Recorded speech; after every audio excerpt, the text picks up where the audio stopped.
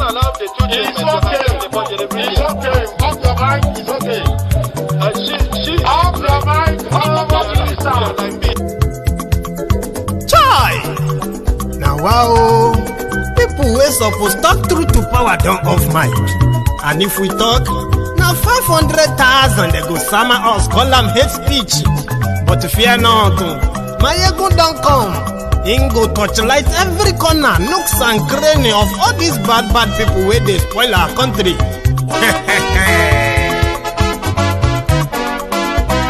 So my people make we laugh, oh, yo. Mayegun don't come, oh, yo. My people make we shout, oh, yo.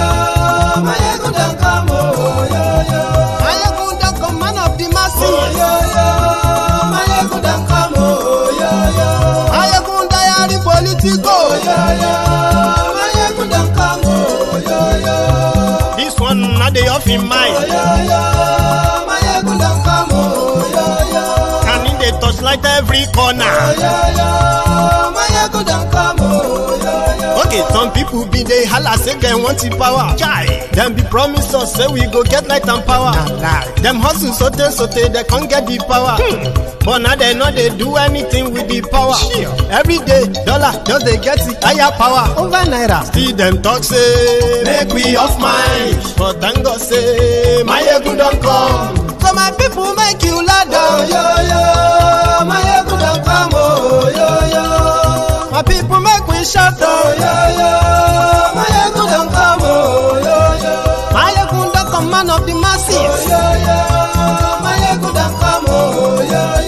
Mayegun diary politico, oh, yo. Mayegun don't come, oh, yo. This one not they off in mind, oh, yo. Mayegun don't come, oh, yo. Person where they do evil, no one make person talk. Them say that Mayegun, that man too they talk. He too they talk. Say Mayegun diary, he they hot like pepper. But every day then they take money in bulk. Woman picking, they the street they hawk.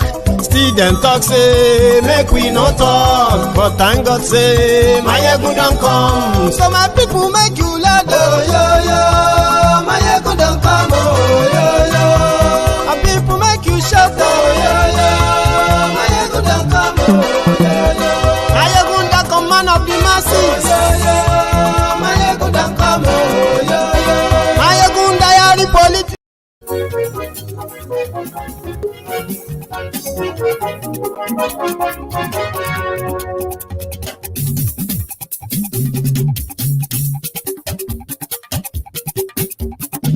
Mayegun làwa mọ̀ làmọ̀ dódódódó.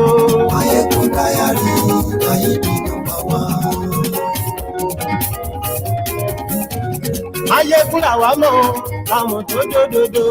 Mayegun diary, Mayegun number one. Hello there. Ọ̀rẹ́ ara ìlú. Mayegun diary, Mayegun number one. Lórí Facebook, lórí. Congratulations will be in order to the Super Eagles of Nigeria.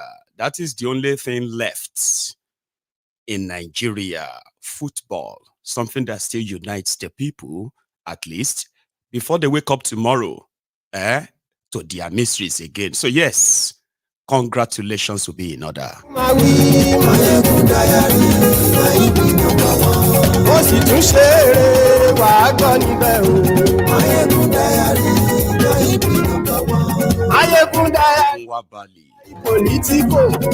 Amazing guy. Good morning to you, good afternoon to you, and good evening to you from wherever you are watching from. This is Mayegun Live. Mayegun làwa mọ̀ dódódódó. Mayegun diary, Mayegun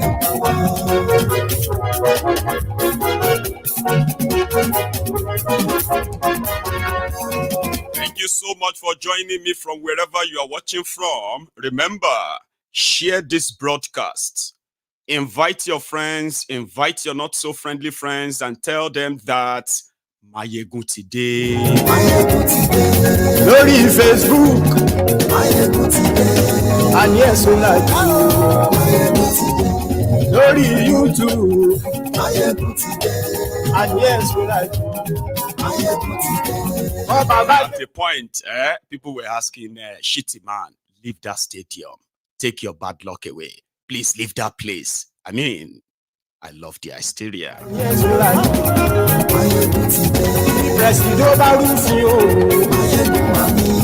In fairness, I didn't really watch the match, but I followed the game.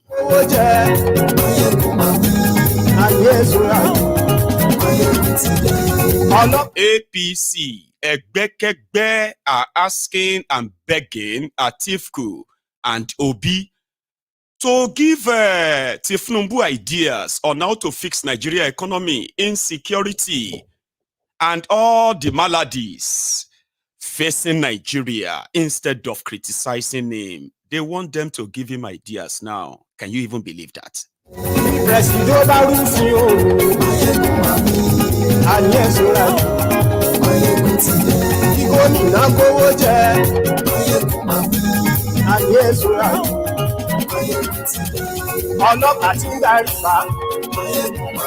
I will always respect internet. The internet never forgets.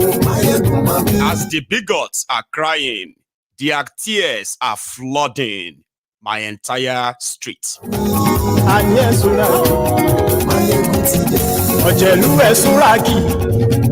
Yoruba Ronu to Yoruba Ponus, and then the Ronu Nazis. Tell them that Mutide.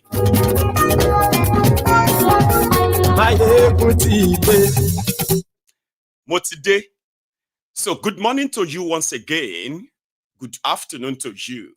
And good evening to you from wherever you are watching from. It is Mayegun live.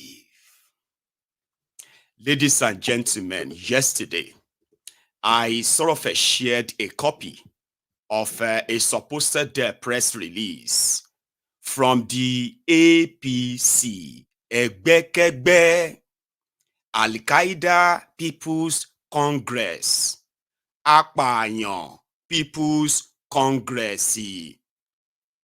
Some said that Apanijaye People's Congress, whatever you want to call them, just remember to add Egbekegbe, and Egbekegbe is the bad society. Now, that is exactly what APC represent, by the way. However, those who told you that Tinubu has been planning to be Nigeria president for the past 30 years, Baba, within the space of 9 months, Nigeria is currently at the departure lounge. And the same characters who wanted to gaslight you, call you names to keep you quiet, they themselves are pretty much unable to keep quiet anymore because hunger no be anybody's mate. You can pretend for all you care. On social media, it seems that we are all okay. We're all doing fine. Rich people. Fantastic. But off the social media, Baba, whatever you are reading right now, all lamentation complaints you are currently seeing on social media, can never be compared to the ones that are really physical out there. I am saying that to you because I have evidence. People can't really pretend any much longer. I am not saying that those who are complaining most, the loudest of them who told you you will cry for 8 years, Baba, 8 months, their tears are already flooding our streets. Now, those, like I said, those ones, which are pretty much like, there are those who are adding spice to it. So, some of you who never expected anything from Tinubu, you are not disappointed, even though you are also affected. But somehow, a lot of you have found a way to sort of embrace what you knew was coming that you probably couldn't stop. So those who called you names, those who found the ember of a division, ember of ethnic division, religious division, and all of them, they cannot pretend for too long. What in Shege from Tinubu, they have already started cursing him. But remember this, that does not mean they will not do it again. do not believe in their tears per se. Just remember the Yoruba adage that says, when the eye is producing goings, what do? You what? You will remove the speck, the peck, you will remove that. Sorry, in Scotland they call it gooey.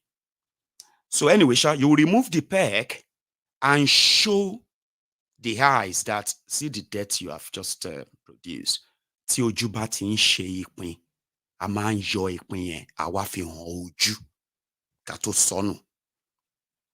The reason why we will continue to flung it on their faces and continue to remind them that we might not be able to understand the anguish and pain that they are trying to express. But somehow, we just want to remind them that they are the cause and the causes of their own unfortunate, situation. And if they continue in that trajectory, if they are not killed by it, they will be totally destroyed. Show it to them. Because the clowns that they told you that Tinubu was going to appoint, you didn't need his head. You don't need his body. You don't need his whatever. You only needed his brain. Now his brain has dipped you further in abject poverty that they are already telling you, you better brace up. It is not ending soon. And I will also tell you tonight why it is so easy to predict everything that will happen in Nigeria, especially economically. Easy budget.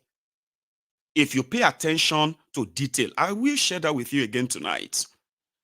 So yesterday, I believe, they called those three clowns, three thieves that are running your country. Baba, make I tell you about them.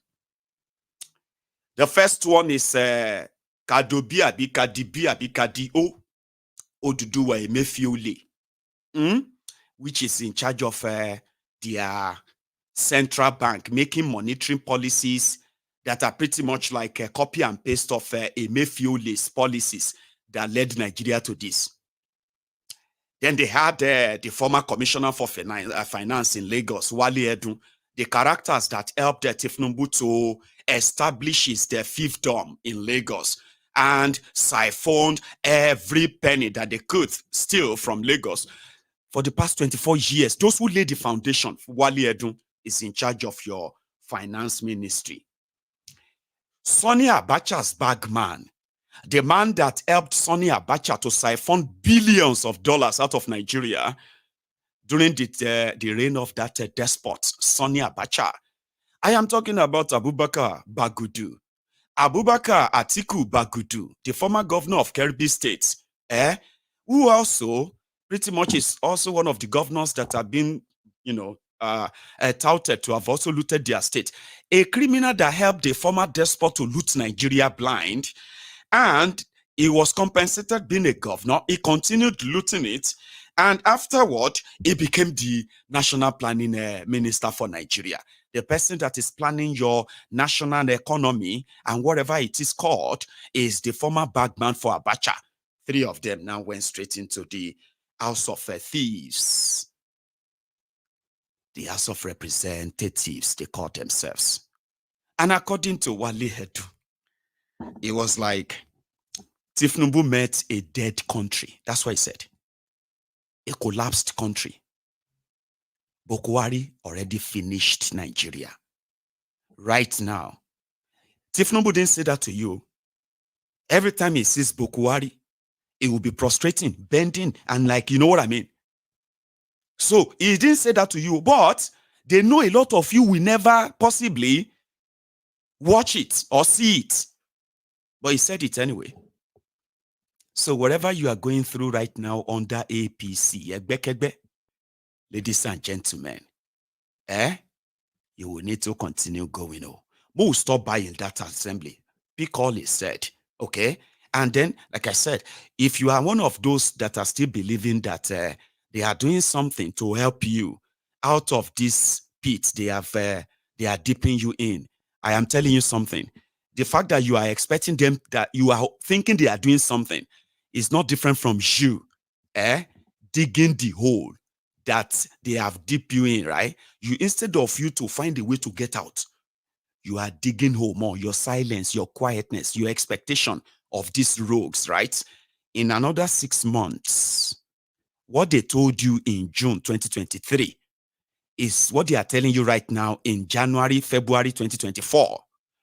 By the time you get to July 2024, they will tell you the same thing. But then your situation would have been like, oh my God. And I'm not making it up. Listen to this, the first one. This is Wale Edun. Representatives, the leadership of the House of Representatives, honorable members, good afternoon. Let me start by, on behalf of my colleagues here and indeed the rest of the economic management team, which I have the privilege to lead, thank you all for this opportunity at this all-important dialogue. I also will, at this time, the very first time we're interacting after the passage of the 2024 budget, thank you on behalf of His Excellency President Bola Ahmed Tinubu for your support in swiftly passing his budget and your collaboration and cooperation generally. We have heard from my colleagues, and naturally they have virtually covered the field. Where we are as a nation economically is a much, much better place than we were on the 29th of May, 2023. We have heard from the governor of Central Bank. He talked about the unsustainability. He talked about the importance of sustainability before the implementation of the 8-point agenda of the president began. We were in an unsustainable place in terms of the fiscal situation of Nigeria. We were on the road to economic disaster. We had expenditure which was wasteful and unsustainable by way of the subsidy, not just on fuel, but the subsidy on foreign exchange, which confused the incentive framework, and people were chasing cheap dollars in order to make instant profits. Of course, in turning back from that road, as we have heard, there will be dust. However, bold measures have been taken, and there have been positive results. If we look at the finances of the government today, there has been benefit to the federation account. There has been reduction in the consumption of petrol by about 20 million liters because there was smuggling, apart from even wasteful use of that all-important resource. And likewise, there have been other benefits which have accrued as a result of the changes that have been made. However, there has been cost. Inflation has increased.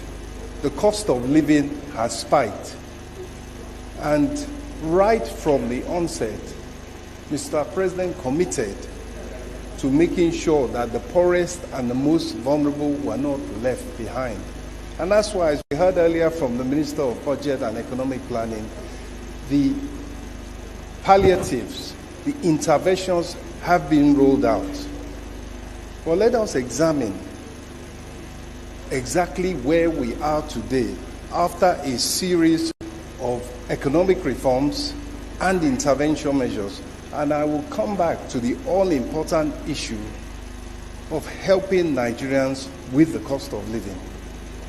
But first, nuisance lele. Now, be honest with me.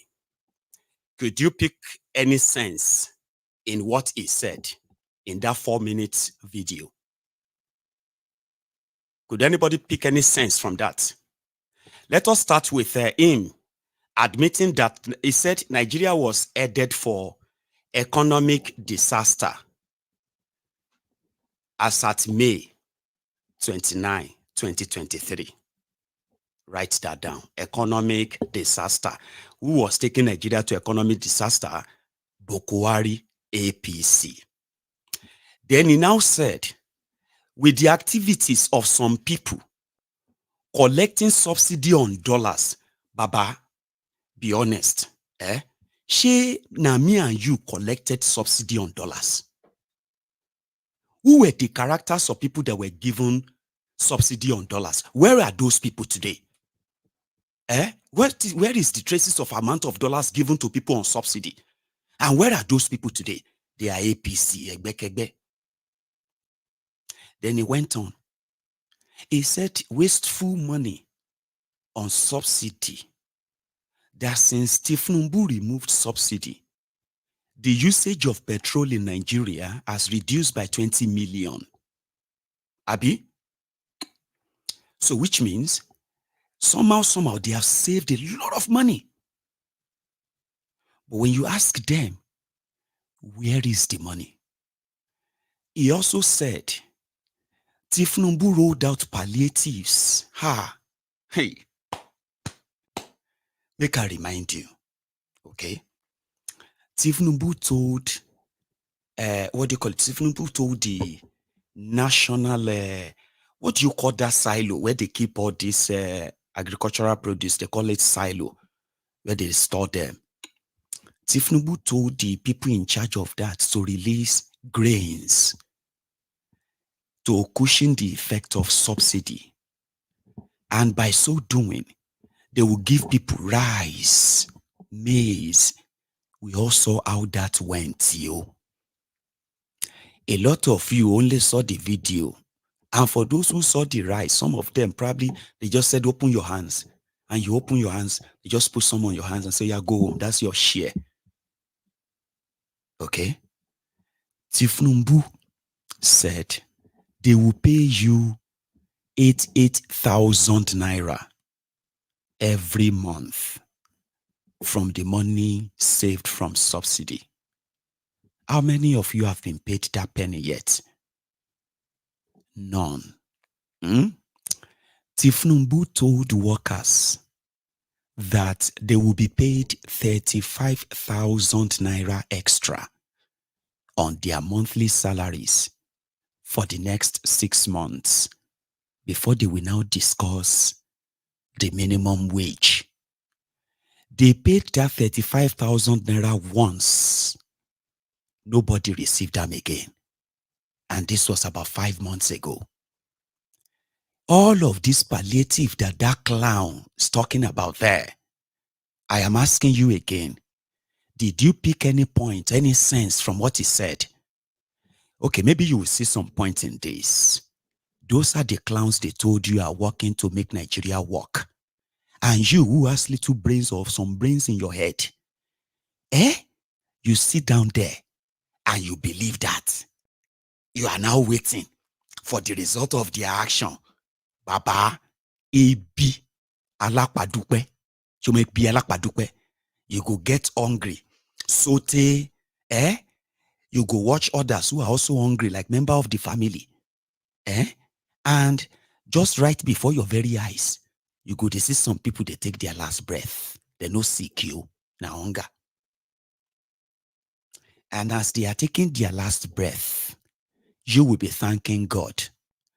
Thank God I am still alive, even though I am hungry. So you'll be thanking God. In Yoruba land, we call it ebi alakpadupe.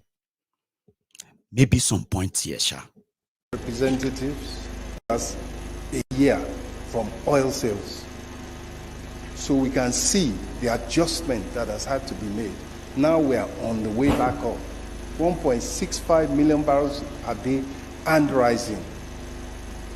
And in addition, the Minister for Budget had said that the bold measures that were taken are resonating around the world.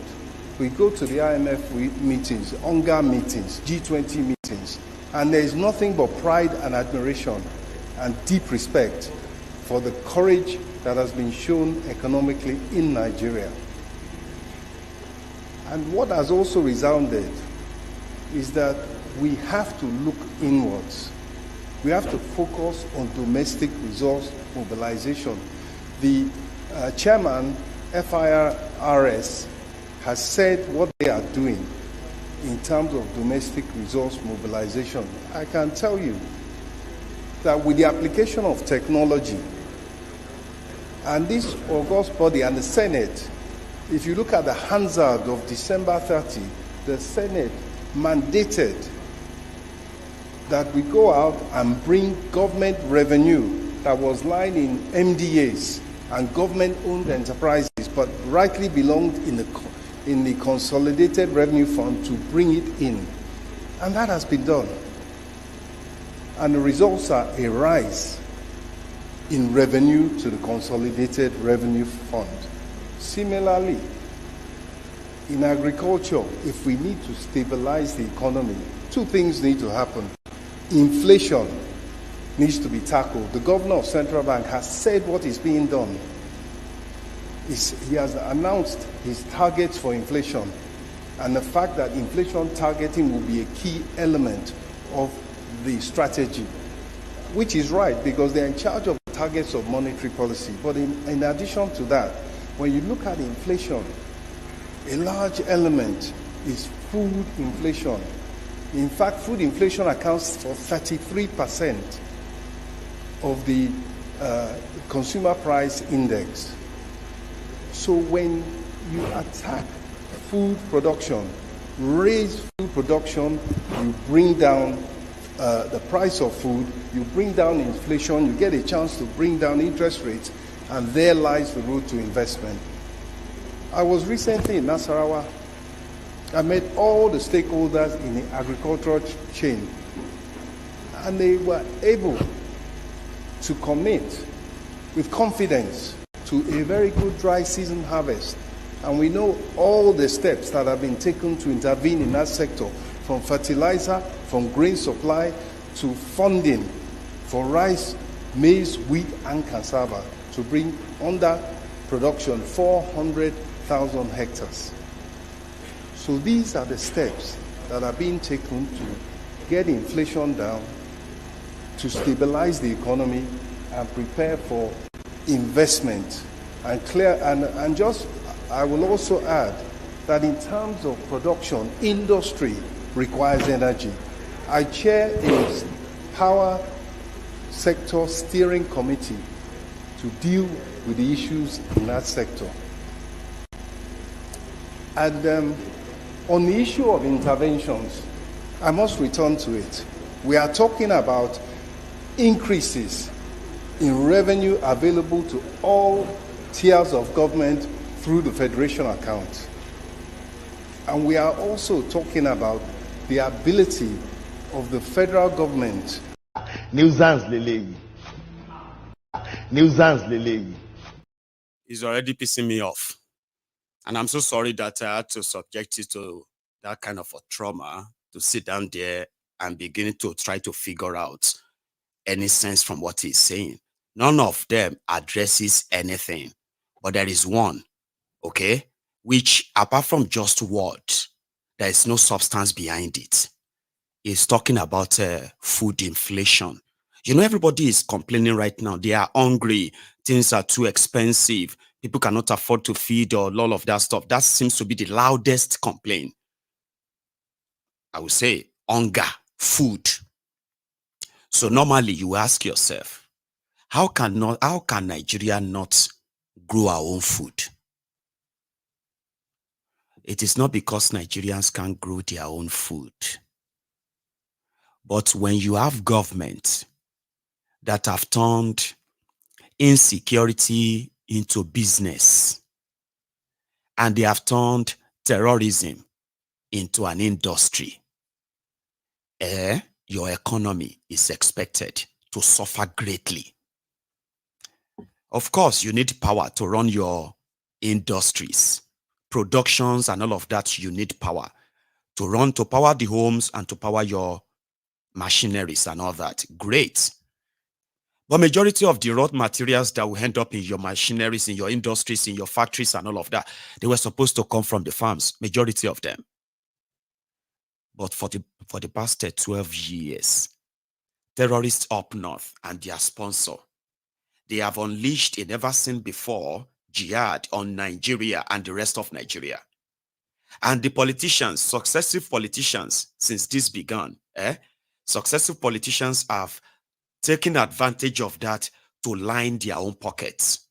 And the people, they were left at their own, to their own fate.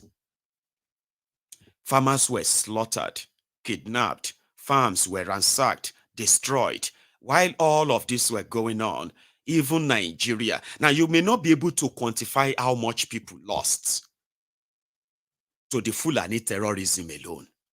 You may not be able to quantify it individually.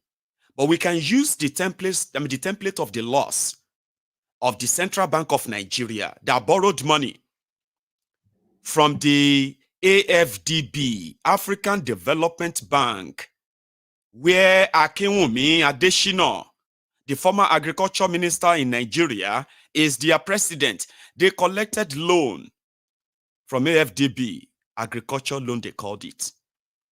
And it was to help farmers in Nigeria to grow food. So that when Buhari shut the borders of Nigeria, which practically means the southern border. Northern borders there is no border in the north. All right? Shutting the border of Nigeria, they said, in a year, Nigeria will have food sufficiency and it will be sustained. In fact, they encouraged people. They were giving interest-free loans to some people in northern Nigeria to open fertilizer factories so that they can continue to manufacture fertilizers for farmers. Now, they were manufacturing fertilizers. Nigeria, Buhari's government was subsidizing it. They were giving them to farmers, and they were also giving them money. They were cultivating lands for them, but they couldn't protect them. Over 2 trillion naira investments, wasted because there was no security. That was on the part of the federal government too. Federal government that went outside to borrow money, but had no security to protect the investment. They ended up filling bags with sawdusts in order to display them as pyramid rice in Abuja. They did not fear that it could rain. Rice that people will eat. They transported them into open space. Conform pyramid. Took pictures as the success of their agricultural revolution. But guess what? It never changed the price of food. Instead of the price of food to go down in Nigeria, at least you know the story now. Here you get. They can't provide security. But he just mentioned in his speech there that they have cultivated 400,000 hectares of land in the north, where they are growing millet, maize, and all of that. And you we get sense. You believe him, Abi? In 6-7 months' time, you'll be asking them, when are you going to harvest the 400,000 acres of land you cultivated? The one you told us in October. They begin to tell you story again. It go turn to fight again. Everything will be like, they are still working on it. Even if they have to go and take pictures of people's farms to show you. But the price of food in the market will never be affected. How many of you remember this lady? I love internet, Baba. Do you remember this lady? In February 2023, after the Yorubas and then others in Lagos destroyed the criminal structure that Tinubu and his Agberos continue to brag about, shame them, trash them.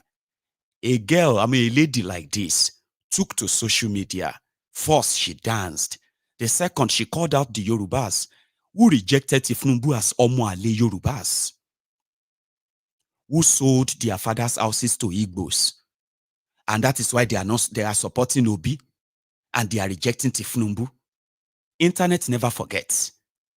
8 months, we are going back to that National Assembly again anyway. But do you remember this lady?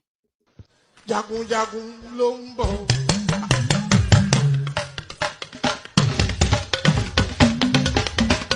Aṣíwájú ogun àkàndé ò gbọ́dọ̀ ṣẹ́yìn ogun. Jagun jagun ló ń bọ̀. Àkàndé adé general politician ni. Ẹ má ṣàgídí Ọlọ́run ló ń pín. Ẹ má ṣàgídí Ọlọ́run ló ń pín. Ẹ̀yin ọmọ Yorùbá ẹ gbà fún Tinubu. Olórí burúkú ọmọ àlè Yorùbá. Ó ti talé bàbá ó ti gbé fún Ìgbò. Òun ló ṣe ń ka lára.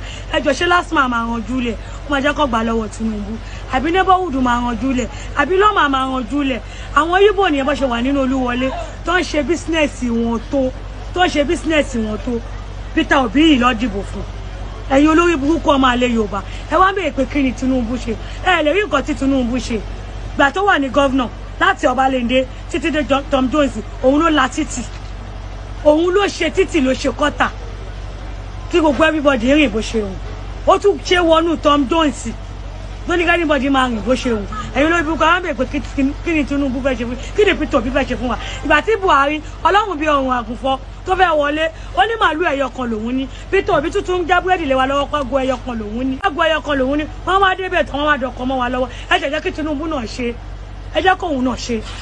Ẹ jẹ́ kó ṣe. Ẹ̀yin olórí burúkú tẹ́tí múlẹ̀ bàbá yín tẹ́tí ta fún Yíbò tẹ́ẹ̀ tún sẹ́sẹ̀ ọmọ Èkó tí sojú títì tẹ́ẹ̀ tún sẹ́sẹ̀ lé bàbá yín olórí burúkú yín ló ní ti Tinubu bá wò gbogbo tó bá dẹ̀ ti Tinubu bá wò ó máa jẹun ló máa ṣanwó lódò ni ẹni kìlọ̀ ṣe ẹ̀ lè rí nǹkan tó ṣe ẹ̀ lè rí àwa tá a rí nǹkan tó ṣe à ń forí ṣe à ń fọhùn ṣe fún ojú yín ní yegede yìí òun ló ń ka yẹn kó tí ẹsẹ̀ tó dùn mí fún jù àwọn tètè ọ̀sà kò sí títì létí ọ̀sà tẹ́lẹ̀ kò sí títì létí ọ̀sà igbó ni gbogbo wa ń tẹ̀ ó wá ń wá tó wá là yín lójú ẹ wá wíta wá ní Peter Obi ẹjọ Yíbò mélòó ló dìbò fún Tinubu ẹ̀yin olórí burúkú ẹ̀yin ọmọ alẹ́ Yorùbá ẹ wá lọ ń tẹ̀ka fún Peter Obi tí wọn bá wà kọsẹ̀já ayé yín dáadáa ẹ lọ bèrè lọ́wọ́ àwọn ìyá yín pé ta ló dún bàbá yín lóyún Yíbò ni kò ṣe Yorùbá Yíbò òun ni kò ṣe Yorùbá ẹni Tinubu bá wò Tinubu kí ló fẹ́ ṣe fún yín ẹ lọ́pọ̀lọ́ ẹ ti dọ́ba ọmọ tó bí lànà kò lọ́pọ̀lọ́ tó Tinubu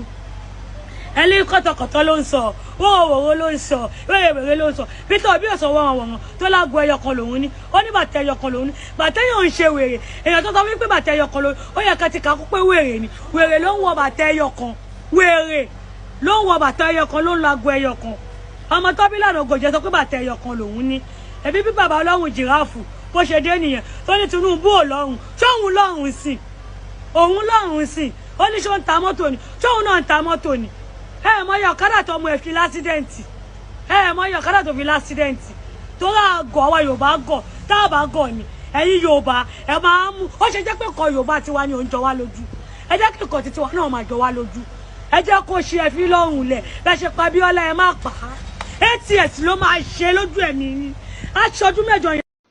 Jagunjagun. 8 years ló máa ṣe. I am sorry for those who probably didn't understand Yoruba, but I'll tell you what she said, okay? First, she danced, and it's like a warrior dance. Sure, you get it's like a war dance by a warrior and all that, by warriors, so to say. Olórí ogun ò gbọ́dọ̀ kẹ́yìn ogun, jagun jagun ló ń bọ̀. What that means is, in this song was saying that the leader of the leader of a battalion, the leader of the war, will not stay behind the battalion, his own army. He will lead his own army. Then she turned to that rage and rant. According to her, she said, only the unfortunate Yorubas rejected Tinubu. She said, those unfortunate Yorubas who have sold their parents' houses to Igbos, they were the ones who decided to go and vote for Peter Obi and rejected their own blood, Tifnumbu.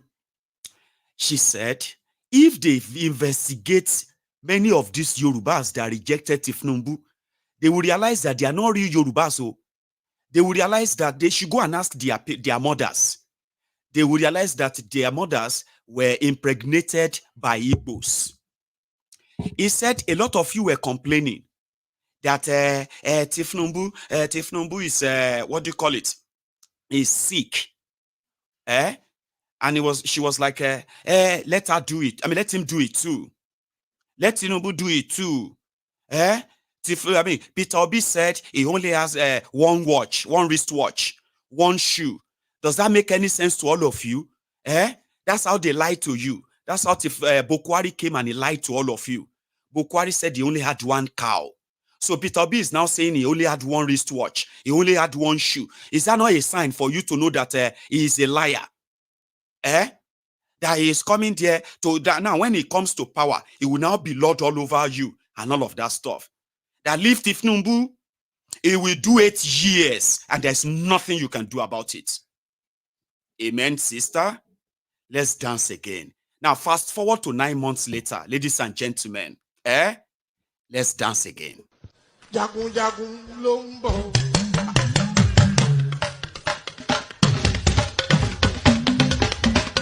Aṣíwájú ogun àkànbí ò gbọ́dọ̀ ṣẹ́yìn ogun. Jagun jagun lombo. Àkànbí adé general politician ni. Búra wa jẹ́, à ń búra wa jẹ́ kiri. Oúnjẹ àárọ̀ ò bá tọ̀sán mọ́. Oúnjẹ ọ̀sán ò bá talẹ́ mọ́. Kí ló dé? Ẹ̀yin APC tá a bá rí ṣe máa jẹ́ kẹ́lòmíì ṣe. Ẹ má pa wá tó díẹ̀díẹ̀. Àwọn kidnapper ò tún jẹ́ agbádùn. Àwọn kidnapper ò tún jẹ́ agbádùn. A lè sún àlè wà ní security. Kò síná kò sómi. Kò sóúnjẹ kò sí nǹkan kan. Kí ló dé? Ẹ̀ẹ́dẹ̀ ṣàánú wa. Ẹ ṣàánú wa. Ẹ̀ẹ́dẹ̀ ṣàánú àwọn mẹ̀kúnnù náà. Gbogbo àwọn àgbàlagbà ti kú tán, ọmọdé kékeré ti kú tán, ebi ló pa wọ́n. Tẹ́ ẹ bá rí ṣe mọ́ ẹgbẹ́ lẹ̀. Ṣé báwo aládìbò fún yín? Àwọn aládìbò fún yín. Mo wà láàrin ọjà níjẹta. Wọ́n ń fà mí láṣọ báyìí ni pé madam jẹ̀bẹ́ yìí lẹ́bàá di sọ́kà dìbò fún APC.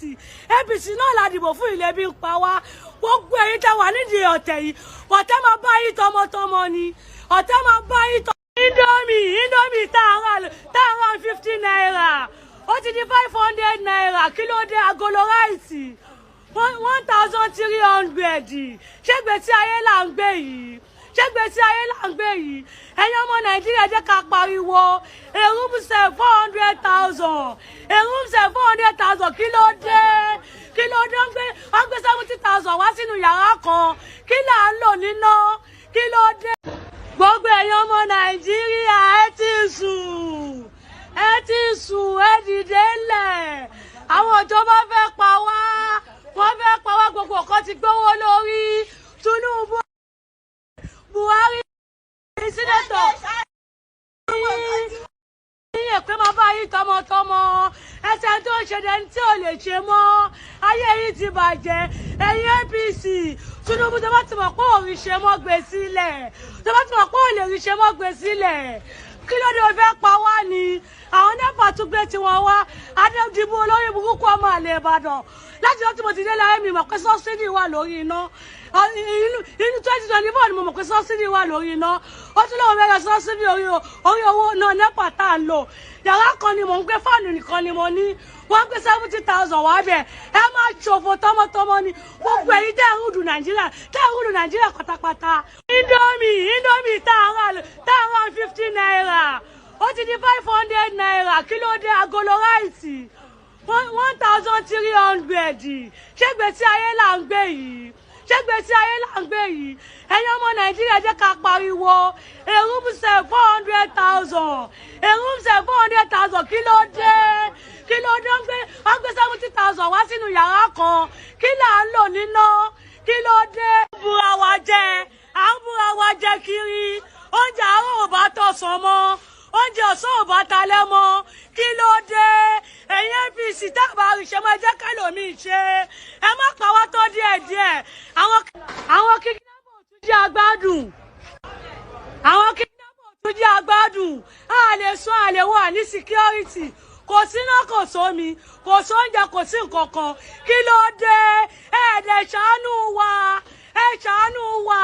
ẹ̀ẹ́dẹ̀ ṣàánú àwọn mẹ̀kúnnù náà gbogbo àwọn àgbàlagbà ti kú tán ọmọdé kékeré ti kú tán ebi ló pa wọn tẹ́ ẹ bá rí ṣe mọ́ ẹgbẹ́ lẹ̀ ṣe bá wà ládìbò fún yín àwọn aládìbò fún yín mo wà láàrin ọjà níjẹta wọ́n ń fà mí láṣọ báyìí ni pé madam ṣe báyìí lẹ́ bá di sọ pé ká dìbò fún APC náà ládìbò fún. Àti ṣe bó àti ṣe tẹ́ àti ṣe tẹ́ àti ń parọ́ tipẹ́ àti ṣe tẹ́ tìtó òdìmú òdodo òsì mọ́ àti ṣe tẹ́ kágbọ́dé fáláre àti ṣe tẹ́ kágbẹ̀bí fáláre àti ṣe tẹ́ adájọ́ ń parọ́ torí owó àti ṣe tẹ́ òṣèlú ń parọ́ nítorí ipò àti ṣe tẹ́ èdò gbówó ń tẹ́ àti ṣe tẹ́ ìjà ń jà aráàlú àti ṣe tẹ́ àti ṣe bó àti ṣe tẹ́ àti ń parọ́ tipẹ́ àti ṣe tẹ́ tìtó òdìmú òdodo òsì mọ́ àti ṣe tẹ́ kágbọ́dé fáláre àti ṣe tẹ́ kágbẹ̀bí fáláre àti ṣe tẹ́ adájọ́ ń parọ́ torí owó àti ṣe tẹ́ òṣèlú ń parọ́ nítorí ipò àti ṣe tẹ́ èdò gbówó ń tẹ́. ẹ ti ṣe bó. That's the lady there. And like I told you, just watch them. Wèrè dùn wò ni wọ́n ṣe ní lọ́mọ. If you have a son or a daughter that sees Tinubu as a role model, oh, bímọ, you have no children. And listen to me, if your parents are somehow defender of Tinubu APC, ẹgbẹ́kẹ́gbẹ́, oh, ní parenti. God just used them to bring you to this mystery world, you need. And this, you may not understand. It's okay. You will still understand it. You know what I mean? So, when you have people like that, you do a Romobi. You know, pure waste of oxygen, so to say. They will do it again. They will. They will curse, they will cry, they will do all of that. But let somebody call her and say, how much is your rent? Let me tell you why she's screaming, so that you can know. That lady that was cursing Yoruba almost a year ago for Tinubu. She's now cursing Tinubu, cursing the people and everybody in APC. Here you get, she's like, we are hungry. Everything is expensive now. A cup of rice, 18 cup of rice is now 1,200. The NEPA bill, the electricity bill has skyrocketed. They actually charged her 70,000 naira for electricity. And she was like, I only live in one room, and then one phone. How can I be charged 70,000 naira? What kind of a thing is this? Do you want to kill all of us? Tinubu, if you can no longer do it, please leave that place. All of you. Now God will destroy you and your family as you are destroying us today. Kilode, what did we do? The last time, 3 days ago, I was in the market and everybody was just dragging me and pulling me here. Madam, you told us to vote for APC. Look at what they are doing to us now. Look at, I beg you never to get swayed by their tears. It's not real. They are so selfish that if I begin to analyze their selfishness to you, and how dangerous their selfishness is, and how myopic, short-sightedness they are, how short-sighted they are. We'll probably spend the rest of the evening talking about that. do not buy any of their TSO. Whatever Shege everybody is going through right now, just continue going until you are tired. And when you are tired, we will know. We will know. So make a go. I mean, for some of you still watching, especially the Agbadorians, who believes that there is some magic that these criminals are going to perform. And all of these things, everything will begin to look fine. Everything will begin to calm down. And all those nonsense you are telling yourself to avoid this, in order not to drench yourself in this trauma in a way, to escape this trauma. Only escape. Only escape.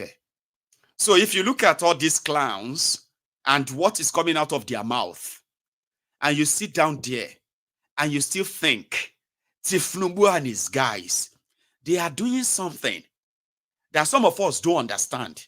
That's why we are criticizing. That is why we are Baba, you will soon upload your own video too. When it touch you, you will make a video. I will see the video. I will show your fellow Agbadorians pé ẹ ṣẹ̀ṣẹ̀ bẹ̀rẹ̀ ni. Cardoso Kadibi, Abi Kadobi, it was after reading that prepared nonsense that he blamed those of you who are schooling abroad too. Those of you who are going for medical abroad, when the real people, the real culprits who uses Nigeria Forex for all of this are Cardoso himself, his family members, and the rest of their own elite circle. So after reading that jargons, they started asking him questions. So this might be a little bit longer, okay? I need you to look at the central bank governor of Nigeria. What he is saying in relation, relative to what is happening in Nigeria. I'll come back intermittently. Cardoso Reo. These members is that given the limitation of these various monetary policies in addressing this cost-push inflation, what other alternatives or complementary strategies is the CBN considering to combat the inflation? In specific terms, they want to hear that. And whether there are plans to adjust the current monetary policy rate strategy in line with the prevailing economic situation. This is some of the things they are trying to capture in the varieties of the questions that they are asking around inflation. So let's hear specifically. Nigerians want to know what measures. Sure. Thank you very much, Mr. Speaker. I think it's important to say that monetary policy tools can only take us so far. The idea is not to rely on monetary policy tools. Monetary policy tools have a way of moderating a situation where the macroeconomic variables are getting imbalanced. The monetary policy tools on their own are not sufficient, and neither should they be considered as long-term to be reliant on. They cannot be. They help a situation stabilize, but ultimately it requires the work of the fiscal. And that is why it is so important that both the fiscal and the monetary must work hand in hand. We have absolutely no doubt in our minds that the monetary doing it all on its own will not work. We have no doubt about that. So let me be very clear on that. That's not the idea.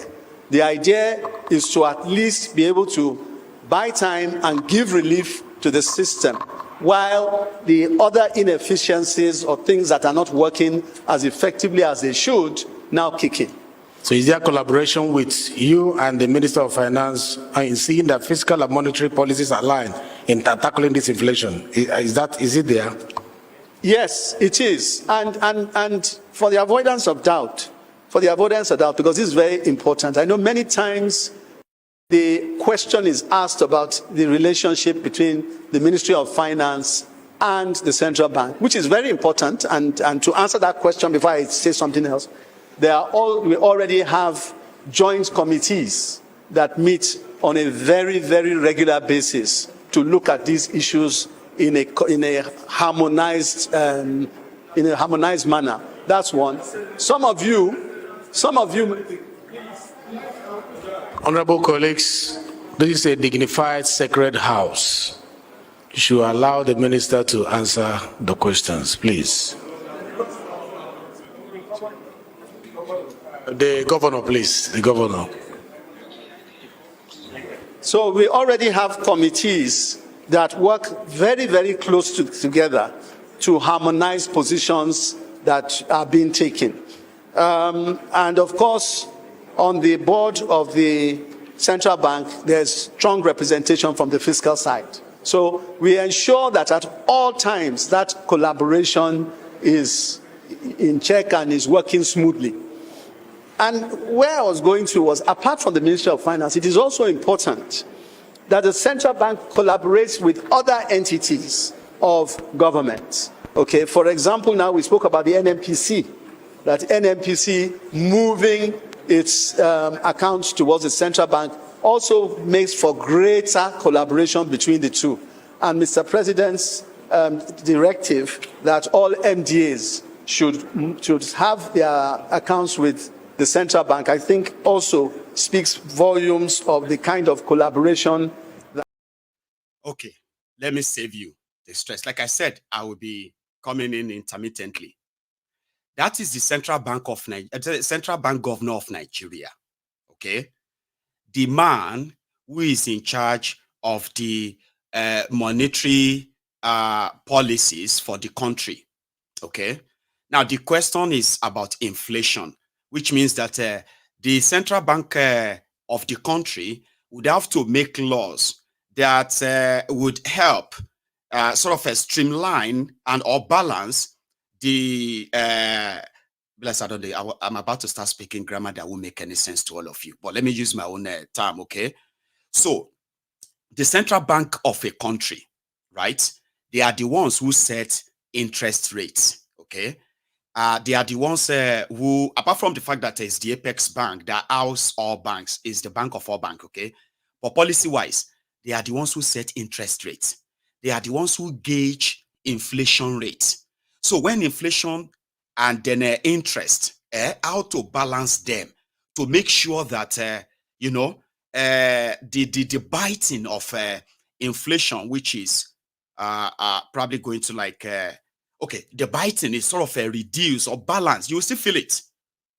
Okay, things will go up, but businesses, they will still have access to easy sort of loans to shore up and back up any sort of a shock that their business might suffer and all that. The job of the central bank. The central bank, apart from printing money and supply of money in the circulation, which is also theirs, they determine how much of money is actually cash, available cash, whether it's in the bank or is in your pockets in the circulation. They will be able to determine that and control that. But you see, the Central Bank of Nigeria have lost all of that. It has gone completely to the dogs. And you see this Cardoso and his crook, the one that is talking there, also knows that there is nothing called Central Bank of Nigeria anymore in the real sense of it. Certain monetary policies or setting this or something to target inflation, they are just all jargons that in practice, practically, right, they have no idea. Sure, you get. So they can bamboozle you with grammar. The question is, inflation, they kill Nigerians. What is the central bank doing to ensure that that inflation is reduced? If inflation is reduced, cost of living will reduce. But in Nigeria, when they go up, they come down. You can listen to all grammars you want. But again, I'm going to ask this. Watching that Cardoso talking there, you who has business in Nigeria, those of you who are living in Nigeria, facing this old hardship, looking for answer, and these are the guys in charge. It is what they do that will either make or mar the economy of Nigeria even further. These are not just people talking. These are those who determines the value of that naira in your pocket. That guy is one of them. So when they talk, you have to listen. It's so unfortunate that the morons, the clowns, the criminals, somebody asked that, are they all stupid or they are just acting stupid? Listen to me. We have established that our brains, as critical, as important as a critical organ as it starts working from the day we were born. 7 days, they say 24 hours a day, 7 days a week, and 365 days a year until you join the APC. Because you have to be a criminal to be able to function well in a criminal environment. It doesn't matter where you're coming from. You must be a criminal. APC gives you opportunity to thrive as a criminal. And these guys are not stupid. They just want to continue to stupefy the whole country, confuse you, while the rest of the people paid to further attack and gaslight you will finish the job. They are not stupid. They are criminals. And thank God for the social media. Today, when they sneeze, we'll see it. When they pee, we'll see that. When they fart, we'll hear it. Now, hearing everything they do and exposing everything they do gives us a very big and good insight into all the causes of the problems in Nigeria and the people behind it. That's for social media. And that is too much for these clowns. It is too much for them to handle. Usually all they needed to do was to pay people, pay the media, and shut things down and continue to mislead the people. But social media became a big something that overwhelmed them. They are not stupid. They are criminals. Do you understand? So Cardoso is not just anybody. It's not just appointment. That is your central bank governor. How do you intend to bring down, how does your policies intend to bring down inflation and bring down the cost of living and all of these things? Because it is your job. Now, you are collaborating with Ministry of Finance, Ministry of this or that. He started talking about committees. Is that the caliber of people you are expecting to turn things around? Are those people they told you are working with Tinubu that are going to turn things around for you? And you believe them? I have more. Here. Further questions, they are probing him. This time he's not reading it. And all they can do is like they have all received the same tutorial. Just make sure that whatever you are saying, keep dropping grammars, okay? Keep dropping big grammars. That will keep them confused. No, we are not confused. We can see through the old lies very, very clearly. Here is another one. They're still talking to him about Nigeria economy that is doing shege to all of you right now. Cardoso is already showing. You see, the mere fact that I said that liquidity has gone up to $844 million as at yesterday is testimony to that. And I'm confident that we are headed in the right direction and these things will moderate and find their own level. The distortions in the foreign exchange market over a period of time has created, in my view, an artificially high rate. And now that we've removed most of those distortions, we see a situation where those who stayed out of the market are now coming back in, and the concept of willing buyer and willing seller is beginning to realize the objectives as they were set out for in the first place. So I have no doubt in my mind that on the foreign exchange side, we are headed in the right direction. I have no doubt about that in my mind. I like the conviction on your face. Yeah, you're very sure what you're saying. That is what Nigerians need to see. And let me ask you, why is it that you've not initiated the engagement with the Parliament as allowed by the CBN Act? You see why they are raising all their hands? Yes. It's because they have piled questions that have been unanswered because of that lack of engagement. Yes. Are you planning to activate that part of the Act to periodically engage with the House to update them on what you are doing so that they will be carried along? Yes. No, and to be frank, this is Mr. Speaker, This is an excellent observation. Let me say something, though. This has been a particularly difficult few months where we had to really double down and understand what was going on, some of which is very complicated, and we had to take our time to unbundle a lot of things and try certain things, discard others, and some of the circulars that we brought out a number of circulars in the past week.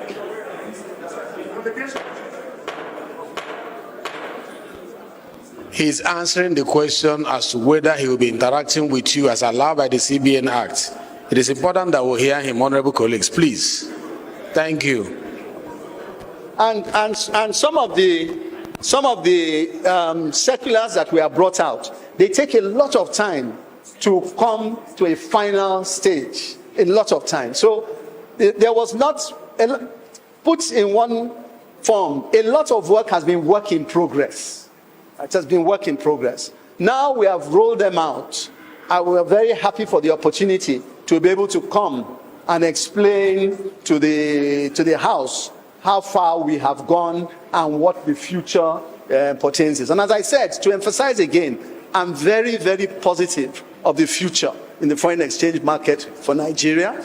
And going forward, we will definitely use this opportunity to engage a lot better. And it's very important because our monetary policy committee, for example, our monetary policy, it is important to be able to communicate to the outside world what we are doing. And in that process, the House of Rep is a very critical voice that will be like an interlocutor between us and the people out in the constituencies. We recognize that, and we will do everything possible to make use of this particular body. Thank you very much. There's a question that you have not addressed from Ali Madaki. He said there have been other CBN governors. Yeah. That you came and you are taking some part of the headquarters to Lagos. Is it a politically influenced decision or cost effectiveness strategic action? Sure. That people need to hear it. What is it about? Yes. Is it political so that they can educate their constituents? Yes. Thank you very much. Thank you. To answer, quite frankly, nothing political about it. Let me be upfront about that. Absolutely nothing political about it. The central bank. Let's leave that. We are not interested in that. But just for the discerning minds watching this broadcast, what Cardoso is talking about, trying some policies, discarding out others, is pretty much in contrast to what they told you. Kolu that has been preparing to be president for 30 years. So here is their central bank governor saying they have been doing trial and error with monetary policies, which has continued to kill businesses in Nigeria. And then is now saying they figure out another one that is so positive that in the future, the problem of Forex are going to be out of the picture. Nigerians who have Forex, blah, blah, blah, blah, blah. And he pointed at and announced $825 million. They said they have managed to cough out or scrap out of the banks when they told them never to pay out in dollars anymore. I told you that they denied the policy, Abi, but it is already served on the banks, and they are expecting, according to their projection, at least $800 million cash from that this February. Now, gambling, oh, you get, eh? However, is banking on Nigeria's sufficiency on Forex on something he never mentioned there, but I'll tell you. That's part of it. They said, all of you have a domiciliary account in Nigeria. They are coming for your money. All of us in the diaspora, they want us to send money through them. In fact, they would like us to send money and send the money for free, like no charges. so that all the money you want to send to Nigeria, they are targeting just 10% of it. They are telling themselves that they don't have to get greedy. If Nigerians they are emitting over over $40 billion into Nigeria from all over the world, if they can just get 10% of that, $4 billion a year for a start, then Nigeria can count on a dependable Forex. What do you call them in Nigeria? This was the gamblers. They were using you to play, they are using your future to play 2 sure, 3 sure. And the moment they couldn't get 1% of our money from the diaspora, the expectation was not. There is no real planned investment in the real sector, power sector, infrastructure, industry. I mean, the industries that needs maybe some subsidy, bailing out to keep jobs. They are not doing anything about that. Too. They are counting on the monies that are in the air, the one they can scrap from anywhere in the air. And that's what they're banking on. And that is what your central bank governor is very positive about that. The issue of dollars, and I will go soft soon. And they floated your Naira. They said Naira will find its level. Omitigbe Naira low. But with Cardoso, no real production in Nigeria. No improvement in power supply or generation in Nigeria. But Cardoso believed that Odo to Gbe Naira law can also bring Naira back. And he is very sure. One for life in Tagambu. And you're arguing with me. Because you believe that he knows what he's saying. Because the problem, in 6 months' time, one of your videos will come to me like this. I'm not happy with my president. I'm regretting for voting for my president and for voting for APC. Because this is not what we voted for. You know, we are not voting for, we're not voted for suffering. We voted for peace, tranquility, and for to alleviate poverty. Let me tell you, if he and his planners are giving reduced fuel price, it will reach common man on the street rather than giving it to private sector who are already bellyful. They are going to share this money, no doubt about it. What do we gain for the past 7 months? We voted for President Tinubu Inherited. I'm a Yoruba man. I regretted for voting for him because this is not what we bargained for. I'm also a retired director. I'm telling you, a retired director collecting 75,000 naira at federal. You have 5 children or 4 children. How will you cope? Nothing for retirees. We are still suffering. They are telling us that we should manage. The first president said we should pay APC for 10 years. So until all Nigerians die finish before they can resuscitate us. Let's call spade a spade. This government is not doing well. Thank you. I'm not happy with my. In 6 months' time, you're going to come here. If not you, your parents. When you continue to believe the jargons coming out of these opportunists, pickpockets, bunch of old criminals in suits and babariga. There's another one. No, don't get annoyed. I just want to have it on record. New. They ask him for that questions. Central Bank Governor of Nigeria. People where they give you hope. Say everything go be okay. Now only enemies of Tinubu are the ones at work. They should. If you want to criticize government, you have to criticize it constructively. Babashe Onga where they wire you. They wire you constructively. The cost of living crisis that you are facing in Nigeria today, is that one dealing with you constructively? Then they beat you. They can't tell you how to cry. You know, say if people and you want to obey that, then they beat you. Can't they tell you how to cry? And they obey that. And then call you slave. They get mad. People are nice to you calling you slave. Oh. I'm so serious. Some slaves, like slaves back then, as much as they didn't have any much right? But they still had right to life. You won't believe it. A slave was like, as horrible as that is part of our history, a slave's value is his or her life. If a slave dies, it's a loss to the owner. So a slave owner values the life of their slave back then. The Nigerian criminals that are treating you, unleashing this level of slavery on you and forcing it on you to accept it, or you'll be punished. Accept what they told you, or you'll be punished. They do not have any value for your life. You know that. You are just numbers, statistics to them. You know? But we'll come back to that. Let it be on record. Kadiho, Kadibi, Kadobi, Cardoso. Of that is based in Lagos by virtue of the fact that the banks are in Lagos.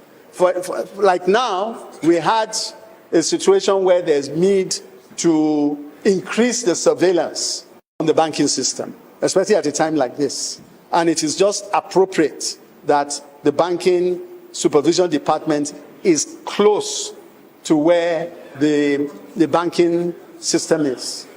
And it works very well, extremely well. For example, I can tell you that I flew out to Lagos just for one day yesterday to talk to the banking supervision department as they were about to commence the process of visiting the banks, and give them a pep talk as to the things to bear in mind as they commence that process. And to be honest, I think in terms of relationships, it also works very well, because where they are closer to the banks, they get to hear what is going on, they can interact with others that interact with those banks and be better for it. So from that perspective, I think that explains that. So that is on the basis of efficiency, yeah? Yes. Mr. Speaker. All right. Cheaper. And it's cheaper. All right. No point of order when he's speaking. We have a guest. It's not your standard plenary section. We have a guest. No point of order when the guest is addressing us. So round up, Honorable Governor, please. Okay. Well, I think you've touched on all the issues. Yes, I think there was an issue of dollar. Well, that's been. There's a very important issue that came up, which may slightly relate to what I just said. Why is central bank reluctant to wield the big stick on banks? I want to assure you that I have no reluctance to wield the big stick on anybody that we regulate. I have none. I have absolutely none. This is the time when people and entities that we regulate must comply. They must do the right thing. And we will stop at nothing in wielding the big hammer, the big stick, whatever we want to call it, but ensuring that they do the right thing and that they work in the interests of Nigeria. So what you are saying is that the unreasonable deductions will be stopped. Unreasonable deductions from the account. That's the question they asked. No. They said Sunday deduction. Yes. Gentleman, an honorable colleague asked the question here. Yes.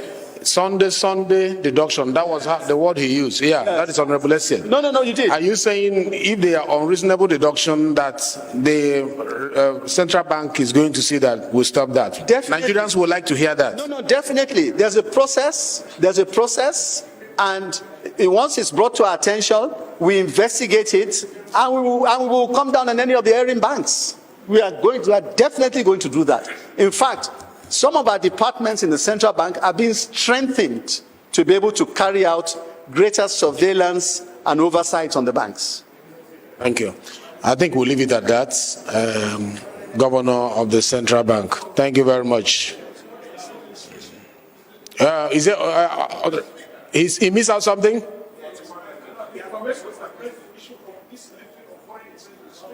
Use your mic. I want to hear you. He missed out something? On the lifting of foreign exchange restriction. Oh, yes.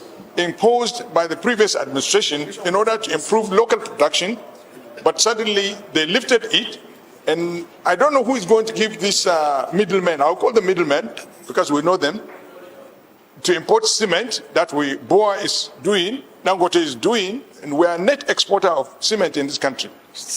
And then we are given foreign exchange to people to import cement and meat and poultry. Of course, it is here. Okay. I think the summary of what Honorable Sada is saying. So what measures are being taken to address exchange rate volatility and its impact on imported inflation? Are we importing inflation by that particular act?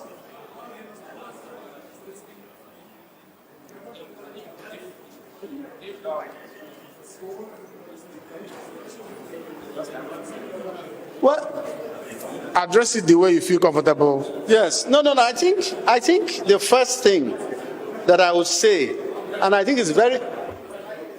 Order, please. Order in the House. I think it's very important to understand that central bank does not have responsibility to determine who imports and who does not import. It's not our remit. It is not.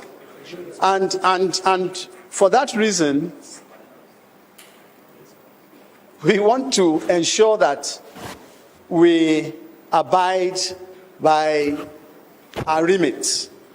Okay, and if there's an issue with respect to who can import and who can't import, those are all trade issues. They do not.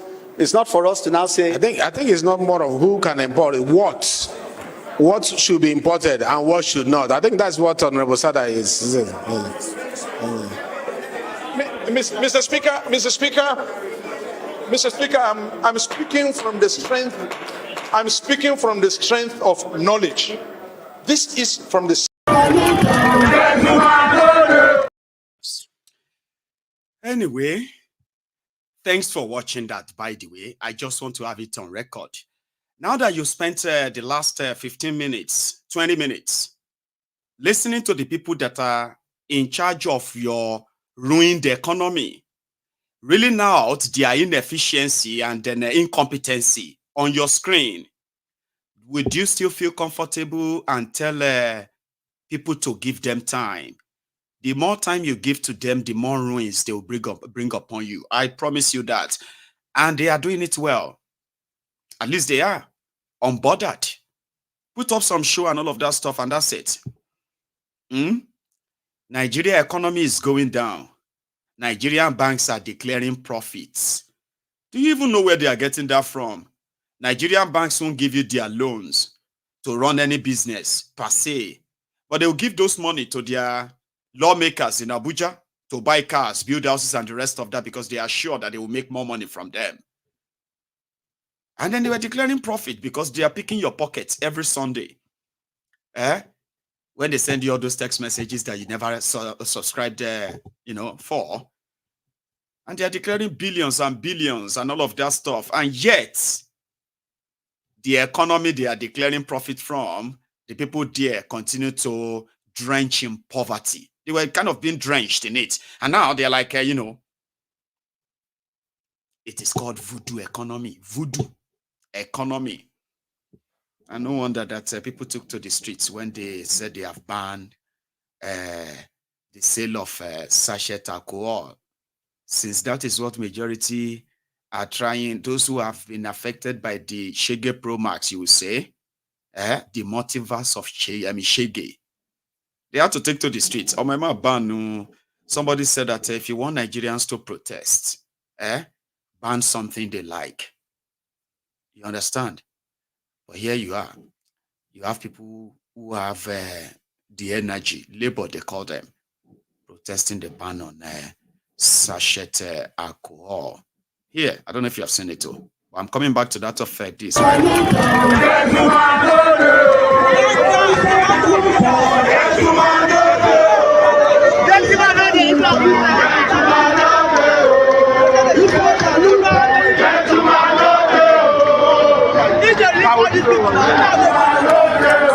DJ, give us some music before we talk again. Music. DJ, play the music before we talk again.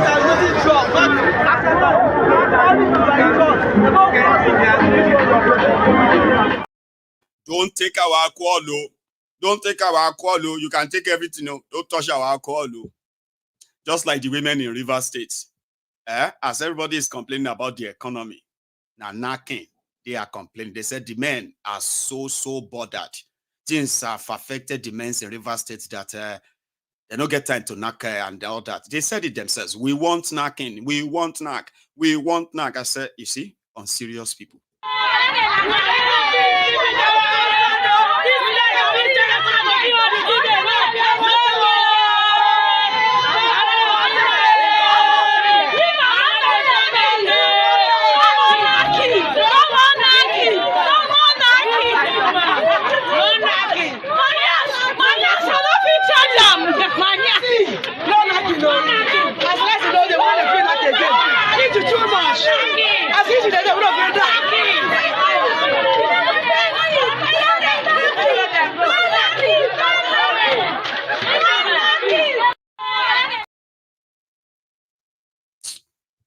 Jesus wept. No wonder that the APC had the audacity to tell you that all of you and your complaints are being fueled by the opposition. Things are not really as bad as they are making you feel like. And therefore, all the protests that are currently springing up everywhere now, Kogi women are protesting. People of Kogi are protesting. They are protesting for the hardship that they are facing. They are not protesting against Yeye Bello. Yeye Bello that is currently being charged for stealing by EFCC for stealing 80 billion naira from Kogi purse when he was governor.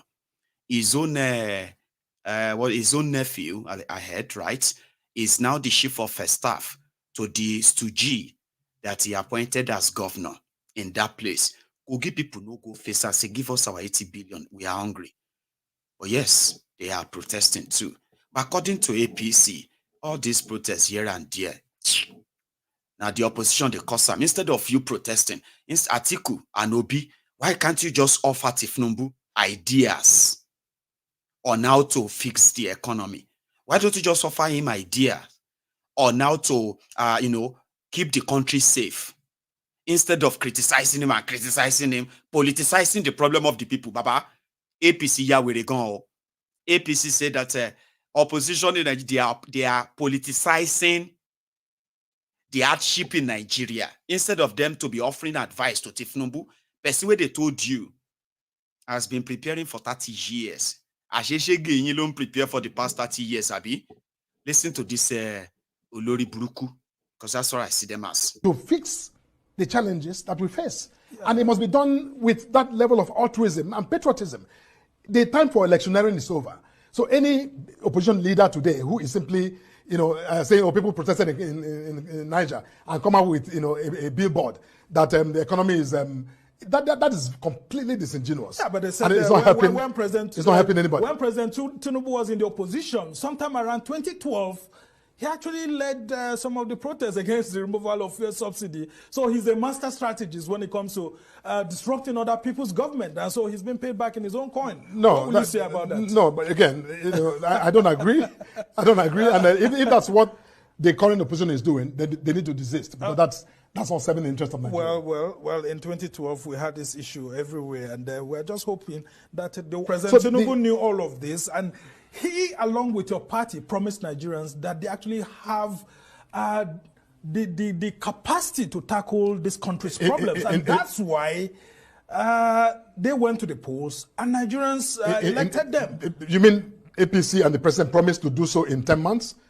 Well, of course. President Tinubu knew the problems. Nobody promised. And that aspect of the economy is his strongest point. I mean, yeah, for insecurity, yes, people may say he's not a former military general like Buhari and all of that. But for the economy, President Tinubu consistently, while campaigning, says he knows how to unlock the economy. And that's exactly what he's doing, Sambo. Unlocking the economy is not the same as putting a key in your keyhole and turning the key and opening your door.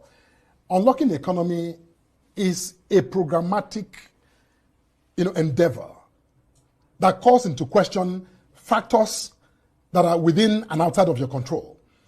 When the president said that he is going to turn the economy around, he meant business. And that's what he's doing. My point is that in doing so, that there are some transient, inevitable consequences, which are highly regretted. Somebody, I'm sitting here, actually, it's difficult for me. I must, confess. Yeah, but everybody's feeling the pinch. Everybody's feeling the pinch. Including your party members. Everybody's feeling the pinch, including my family, including, everybody everywhere. But, my attitude, my outlook is that I understand that this is for the time being until these policies begin to yield the kind of results that will nullify and cancel this transient, negative impact that we're feeling. Today at the National Assembly, you saw what happened. All of the key, managers of the economy were there and testified. And the outlook that they presented was a positive one. It was not a gloomy one. As a matter of fact, the CBN governor was, said categorically, even the coordinating minister of the economy also said that, soon and very soon, the impact of these interventions will begin to, manifestly be self-evident. And I think that's what we need to think about. And, so my sympathy for the time being is with our people. Look,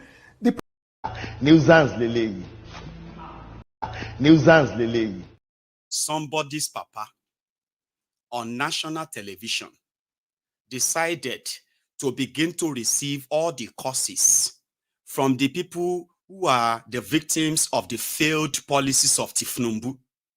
And when he was reminded that Tinubu was also in opposition, and this was what he did too, thinking he was trying to fight for Nigerians.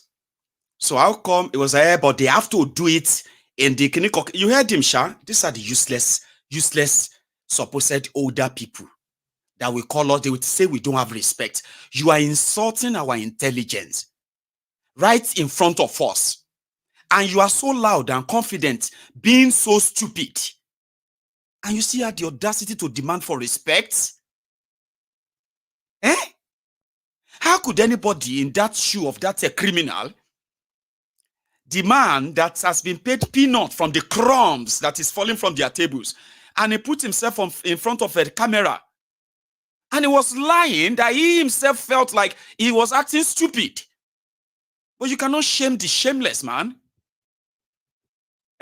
Such person will now say, I no get respect. You no have respect. You lack home training. Baba, who be that man's papa? Who be him mama? That man that you just watched right now. Is that how he was raised? Even at the audacity. I mean, come on, man. I actually had to share with you what those they told you are working hard, handling your economy, what they had to say. I just shared that with you right now. Do you have any confidence in those clowns? Of course you don't. But the worst of all those old haggard criminals in suits is what that other clown that you saw on your screen right now took to the TV to brag about and then gaslight everybody. You know they are working hard. Things are tough. Una don't empty the jar. There is nothing left to steal from Nigeria again. You have to create your own corruption to steal. Take a look at this. Nigeria is not an exporter of lithium, but officially. But tons and tons and tons of lithium are being extracted across Nigeria and loaded out of Nigeria.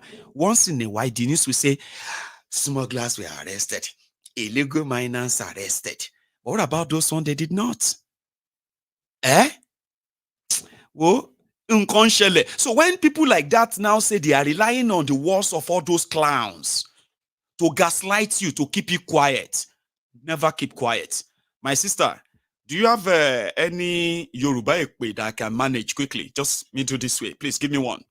Association of Emilokan, Ebobi, Orokoin, Tora Abeyin, Aroyin, ani kò ń ṣe pé kò wà wá náà kí Yorùbá wà ńbẹ̀. Ṣùgbọ́n lásìkò iṣẹ́ ẹni tó lè ṣe òní ẹjẹ́ àgbẹ̀ fún. Ẹni rárá o, ẹgbẹ́ kìíní wa o, Yorùbá ló kàn àwa ló kàn o, àti gbogbo ẹ̀yin tẹ́ ń japa torí pé ìlú ò fara rọ ẹ̀yin inú Ọlọ́run. Àti gbogbo ẹ̀yin tẹ́ rọjú tẹ́ pariwo èmi ló kàn tẹ́ wá dákẹ́ nígbà tí ìlú ò fara rọ. wàláì súnmọ́ bí láì ọkàn yóò ní balẹ̀ Apollo lásán ló mú mi tọmọtọmọ 36,000 naira ni mo fi ra oògùn lásán lórí Apollo ní àárọ̀ yìí ampiclox bicham 9,000 naira ní tọmọdé kò mọ oògùn ojú àwa mẹ́ta ní nǹkan ìmú oògùn ojú ẹyọ kọ̀ọ̀kan cost 2,008 kò mọ àwọn oògùn tó kù ìbéèrè mi ni wípé táwa bá tiẹ̀ lè afford ẹ̀ tá a lè rà àwọn tí ò lè afford ẹ̀ ńkọ́ ìlú dẹ̀ ń rí báyìí lọ ogun yín dẹ̀ gbẹnu òfò dání energy tẹ fi ń pariwo èmi ló kàn yẹn lè fi sọ̀rọ̀ nísìnyí tí gbogbo ẹ̀ tó ti di fọ́pọ̀ mọ́yọ̀ rice ti di 60,000 lọ́jà òróró ní pé kí ló ṣubú tóun iyọ̀ lásán gan kò ṣe rà tó bá ní 20,000 naira lọ́wọ́ ò lè ṣe ọbẹ̀ ọ̀sẹ̀ kan níbo kí ló fẹ́ fi ṣe kí ló fẹ́ fi kún ẹ̀dẹ̀ dákẹ́ ogun yín wò torí pé tẹ́níbàjẹ́ ò kàn mí gbogbo ẹ̀dá tó bá ti ní tẹ́níbàjẹ́ ò kàn mí ìjọ tó bá máa kàn yín báyìí á kàn yín ju bẹ́ẹ̀ ṣe lérò lọ àti gbogbo ẹ̀yin tá a dìbò fún tí kálukú ṣe wàhálà ẹ lọ gba PVC o ẹ lọ gbagba tá a ṣe wàhálà tá a fi dìbò tẹ wá bẹ̀rẹ̀ sí ní mẹ̀kúnnù lára wàláhì tàlá ẹ̀yin inú Ọlọ́run á ní gbogbo yín lára látàyè ìdálùkì àmọ́ ni kí ló dé gan náà you can like a layman cannot even afford to a living orí lásán ní Nàìjíríà wàhálà ni paracetamol is now almost 1,000 naira so orí ò tún gbọdọ̀ fọyọ̀ lásán Apollo lásán ni mo ná 36,000 naira sí láàárọ̀ kùtùkùtù ẹ̀yin inú Ọlọ́run ó kù yín ó kọ́ lọ. That's one person who had to express how the Emilokan Shege has affected her, and she could not keep quiet. She had the Apollo, you saw this Apollo you hire, and they had to, as a family, they had to go and procure medication, and she spent 36,000 naira just to treat her eye, like to, you know what I mean, and the children as well. And she said, majority of you who had so much energy shouting Emilokon, Emilokon, some of you have now jackpot. I mean, few of you have managed to jackpot. Now you're outside Nigeria. You are now watching. It's none of your business anymore until the next time they put poster out. Okay? And she said, their mind will not rest wherever you find yourself, because a lot of you have now kept, I mean, you have now keeping quiet. She's very angry, and you know what I mean? Emilokon, Emilokon, Iyalokon, Iyalokon. So thank you very much for coming through. Here is another one to see the reality on the street too. My brothers and sisters, anything where you see, make you shop. Things are so tough right now, Baba. Even if you say you won't kill yourself, that one too is expensive. Imagine you go to the market, you want to buy gari, and they say a cup of gari is now 1,000 naira. And you're like, what about pure water? What about this and all of that stuff, right? And then you realize that, okay, sorry, you go to the market. Let's start with it. You go to the market and you're like, you want to buy fish. And you see that it's so expensive you can't. And you feel like, okay, maybe I should just buy rice and make some concoction, jollof rice, okay? And then you realize that you cannot afford that. Then you ask them for gari. They say, you realize that you cannot afford gari. Now you are tired of everything. You are tired of everything. This country you are tired. I'm going to kill myself. I'm just going to actually kill myself and all of that stuff. And what will happen? Go buy rope. Now where you go, say you won't buy rope to hang yourself.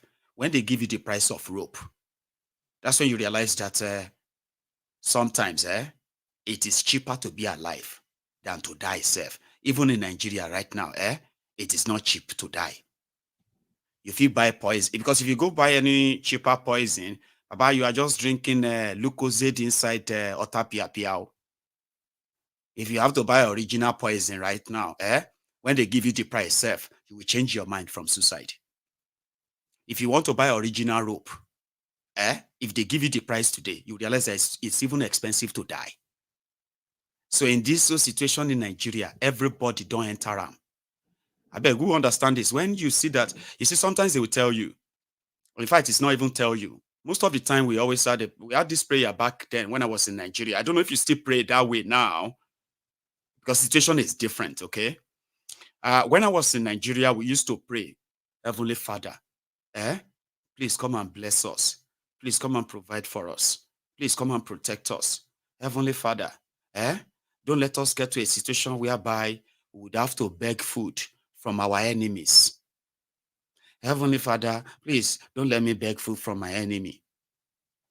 Baba, if your enemy, you see, in situation in Nigeria right now, your friends are not cooking. Anywhere where you see food, chop am new. If now your enemy they cook, you would have to make friends with them. It is true. Because in some places, now from dream that they chop dinner. Say, brother, wait till you go chop for your own dream this evening. Say, well, I'm thinking of KFC, but I don't like their chicken. Their chicken is not done sometimes. So I'm thinking of, why don't we just go and eat local? What about amala? I don't know. I don't know which amala joint I can go to in my dream. Because some people have developed technique that, you see, in your dream, you can eat for free. You don't have to pay. You can enter anywhere. You can even live a rich life in your dream. Sure, you get, you don't have to worry. You don't have to pay for anything. You can commit crime in your dream. You don't have to worry. Because the moment they want to catch you or arrest you, just wake up.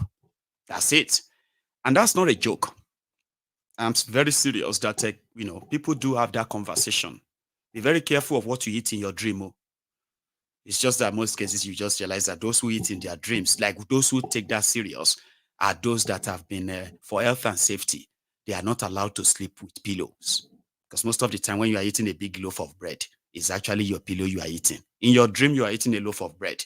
By the time you wake up, half of your pillow is gone. So for health and safety reason, people who eat in their dreams are not allowed to use their pillow. And that situation in Nigeria is psychological. You just program your mind.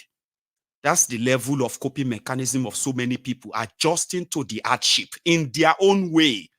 Some of them are unbelievable. You'll be like, that's impossible. Well, privileged man, you have no idea your privilege, Abi. Child, continue to enjoy it, okay? If you meet the real people, if they tell you how they feel, believe them, it doesn't mean that they won't do it again. Here. Tinubu. Onwuyemfo kita owutem as in afomia nda Hausa obi gbalie mu. Ahe ncha bukwa mmadu agụ dị n'obodo a. Onwunye nchi igosi gị. Just watch ya now. Alpha. Nauni. Nakwana. Hey. Come. Come. Bring that in.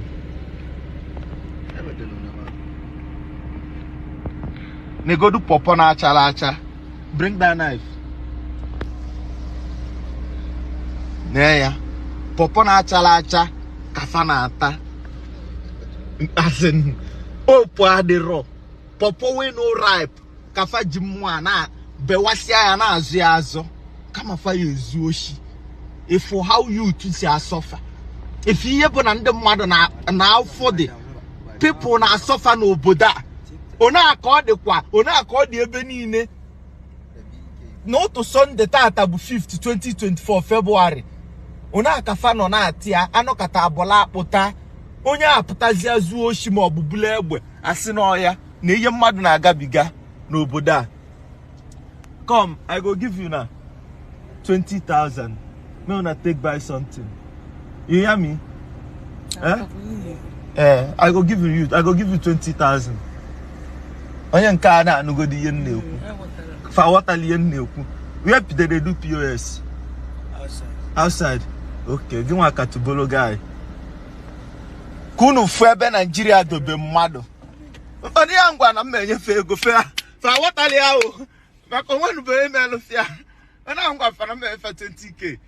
Fa water ria fe believe lia. I once told you here that, of course, we talk about the poverty and the poor people and how they are suffering and all that. But a lot of us are not paying attention to the demography that is more affected by the poverty, increasing poverty, lack of opportunity, including education in Nigeria. The demography that is more affected are the young people. Nigeria has the largest number of young people in the world. 70% of Nigeria population is considered to be people of the age between 0 and 30. That's people under 30.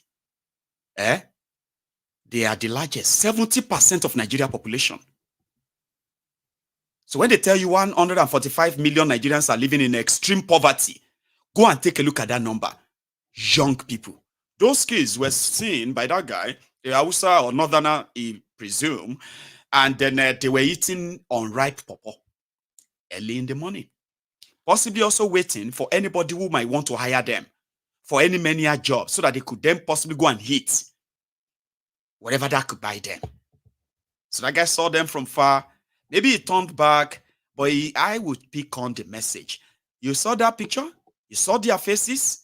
They are the largest number of people affected by bad governance in Nigeria, failed government in Nigeria, and they are the keg of gunpowder. In fact, they are the gunpowder inside that famous keg that they said Nigeria is sitting on. Nigeria sitting on a keg of gunpowder. You see those children? They are everywhere. Yoruba land, Igbo land, Hausa land, Fulani land. They are everywhere.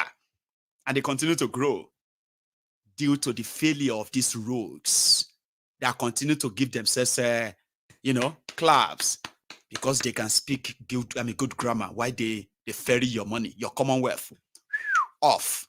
They are the gunpowder inside that cake that Nigeria is sitting on. Or give it time. Just give it time. Tinubu, they are doing a bad thing for us. God is not with this government. Ebi ti pọ̀ jù. Nígbà tán láwa ló kàn, à ń ra rice in 24,000. Àló wọn. Ní ìsìn, àwa ń ra àpò kan ní 68,000. Bákan yàrá bá Abuja, ẹ máa wá ṣòdì lọ́ba wọn ni o. Ìnira yìí pọ̀ jù o. Láti Monday ti Sunday ni mo fi ń ṣiṣẹ́. Ẹ wọlé ìbéèrè 2,000 naira lọ́wọ́ mi inú ilé kiri kó jáde. Router wise, mo rà ní 1,008 tẹ́lẹ̀. Lọ́wọ́lọ́wọ́ tí mo máa ń sọ̀rọ̀ yìí, mo rà ní 3,200 naira. Sípàsípà ni màá fi rí tàn 33. Ẹ wá sọ fún mi 100 naira. Mélòó ni mo fẹ́ ṣàjọ lójúmọ́? Kémi tó wá jẹun kí tó fáwọn ọmọ mi lóúnjẹ. Kọ́ ṣàánú wa, àwa single mother, kọ́tẹ̀ ìwò tàwa single mother. Àwa tá lọ́kọ tí ò sẹ́ni kankan tẹ́ gbà wá nìkan là ń gbọ́ bùkátà lórí ọmọ lọ sùn. Àmọ́ sanwó ilé, àmọ́ sanwó ná. Tó fẹ́ pa wá ní apatẹ́sọ̀ ti fẹ́ pọ̀ oníkàlùkù kà má ní ìjà rẹ̀ ni. Ká má ṣẹlẹ̀ yà lóko.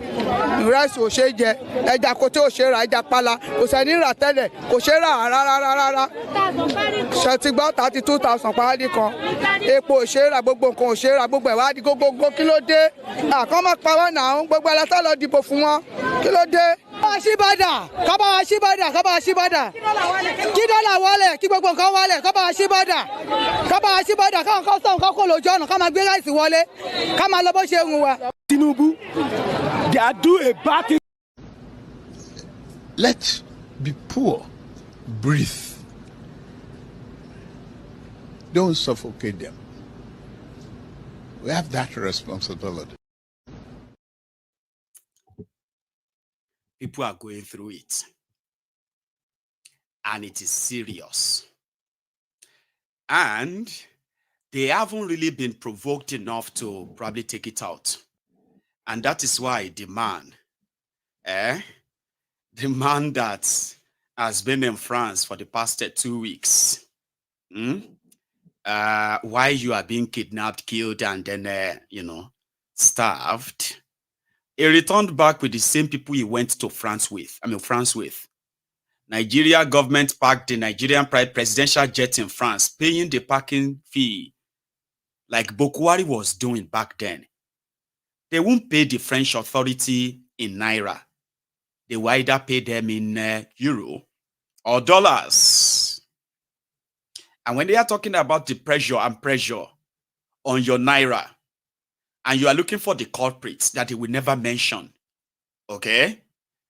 These are the guys. Those who went with Tinubu on their way to France, they had to form the guard of honor with a red carpet for Tinubu.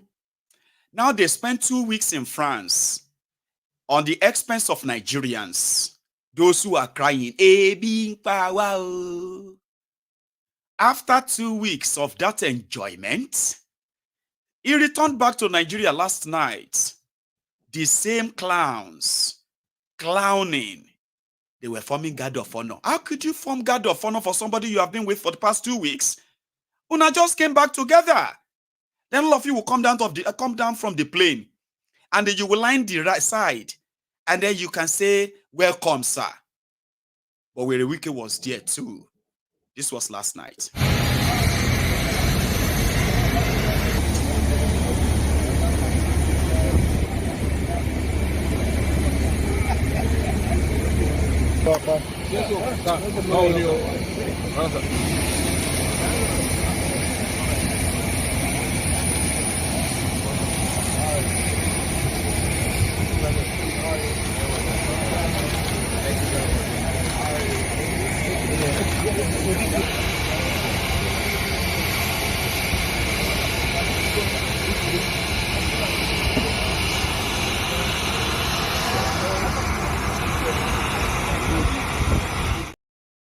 You see, that they give red carpet to failure. And in the Agbadomite that will one day make a video that I'm going to use here, is telling me it pain you, Mayegu. I know say it's paining you. That is why you are talking. And it go pain you for the next 8 years. Tinubu will be doing it. If you want to cry for it. Baba, Amy cry. Oh, sure. If no be say una they suffer for mental problem, you understand? It is pretty much like when we show to you your problem, the weapon fashioned against you, you turn around, create a different narrative, and begin to come after us. You call me names, you say a lot of things about me and all of that. I don't really care anyway, right? Then when the Shege start touching you and you begin to cry, and I started showing that, I say, I see people crying, This one don't they cry, this one don't they cry. Emake kunio. You begin to also like say, Mayegu, at least you should not be mocking people. It's not good to be mocking people. Thank God for your own life that at least you are in a place that can work. That people did not listen to you does not mean that you should not be mocking them that they are dying. You know how many people you put in problems? You now turn around, you want to gaslight us to pity you. Not to talk about what you are going through that way. Not 8 years. Let me just and Mayegun's diary political will keep record of it every day. To survive, at least I will achieve one thing. To survive when if you survive this, by the end of it, your own children, they will never want to make the same mistake you make. Honestly speaking. So Koluda now returned. Never visited the victims of terror attacks. In some places, they have done so well to make sure their media never reported the whole attacks. Kolu after the red carpet. They told him, Nigerian army in call. They don't do Photoshop of Tinubu inside as a pilot. Pilot Kolu. Nigeria to finish. This was him last. This was Nigerian army presenting a fake Photoshop picture of Tinubu as a pilot when they can easily dress him as a pilot, take him next to any aircraft and take his picture, a perfect one, but they have to impose him there. They have to Photoshop him there. But this guy, they use fake bishop. They use fake childhood picture, Donald Duke picture. They use him as Tinubu as a young boy.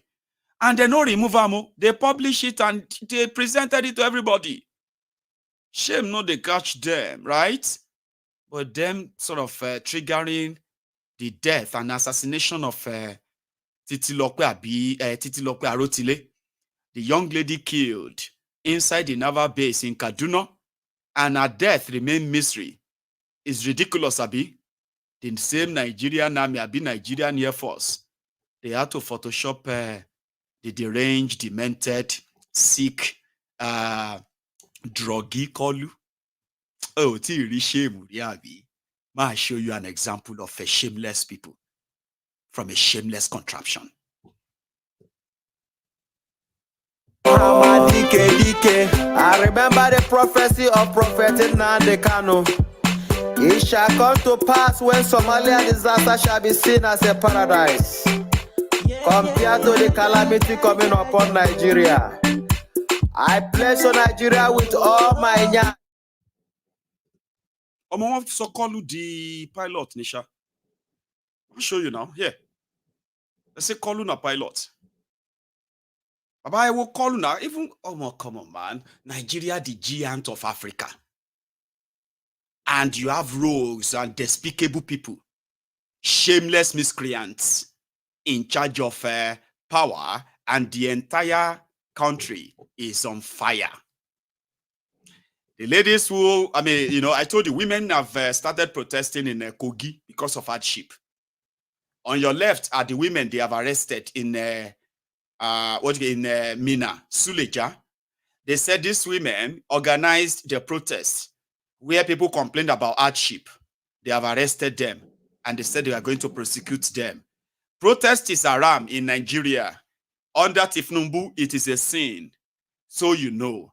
So if you don't know what you are up against, I hope I have managed to help you enough to understand what you are dealing with. I'll do it again another time. However, I'm going to go make myself a cup of tea. Then I'll come back and take some calls. That will then be up to you. If you have been with me all evening, at least so far so good, like the broadcast, share it, pick up your phone if you really want to call in and contribute as well. Okay? I will be back.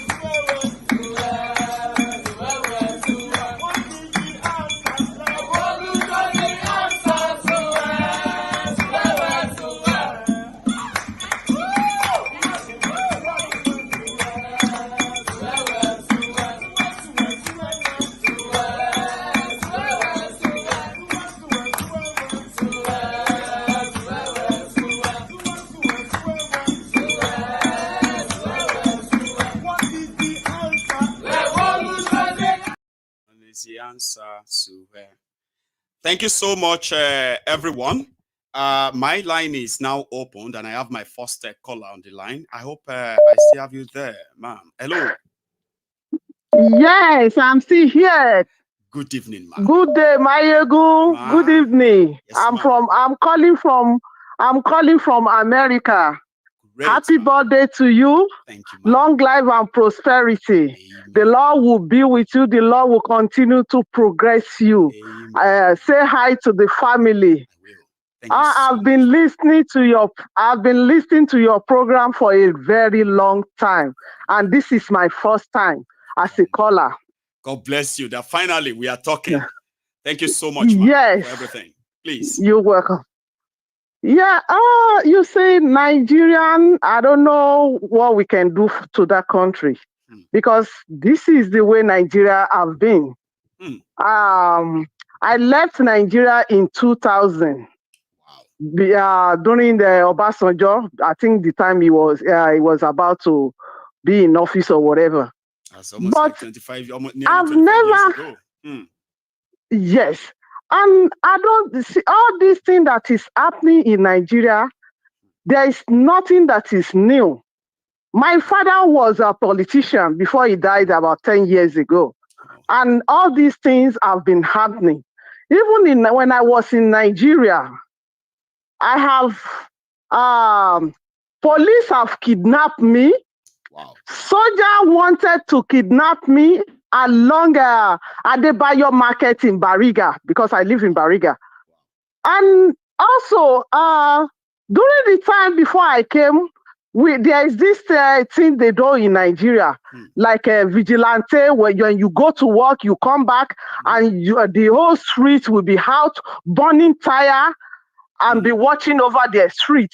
So all these things are not new. So I always tell people, Nigeria, I don't think there's a remedy for Nigeria.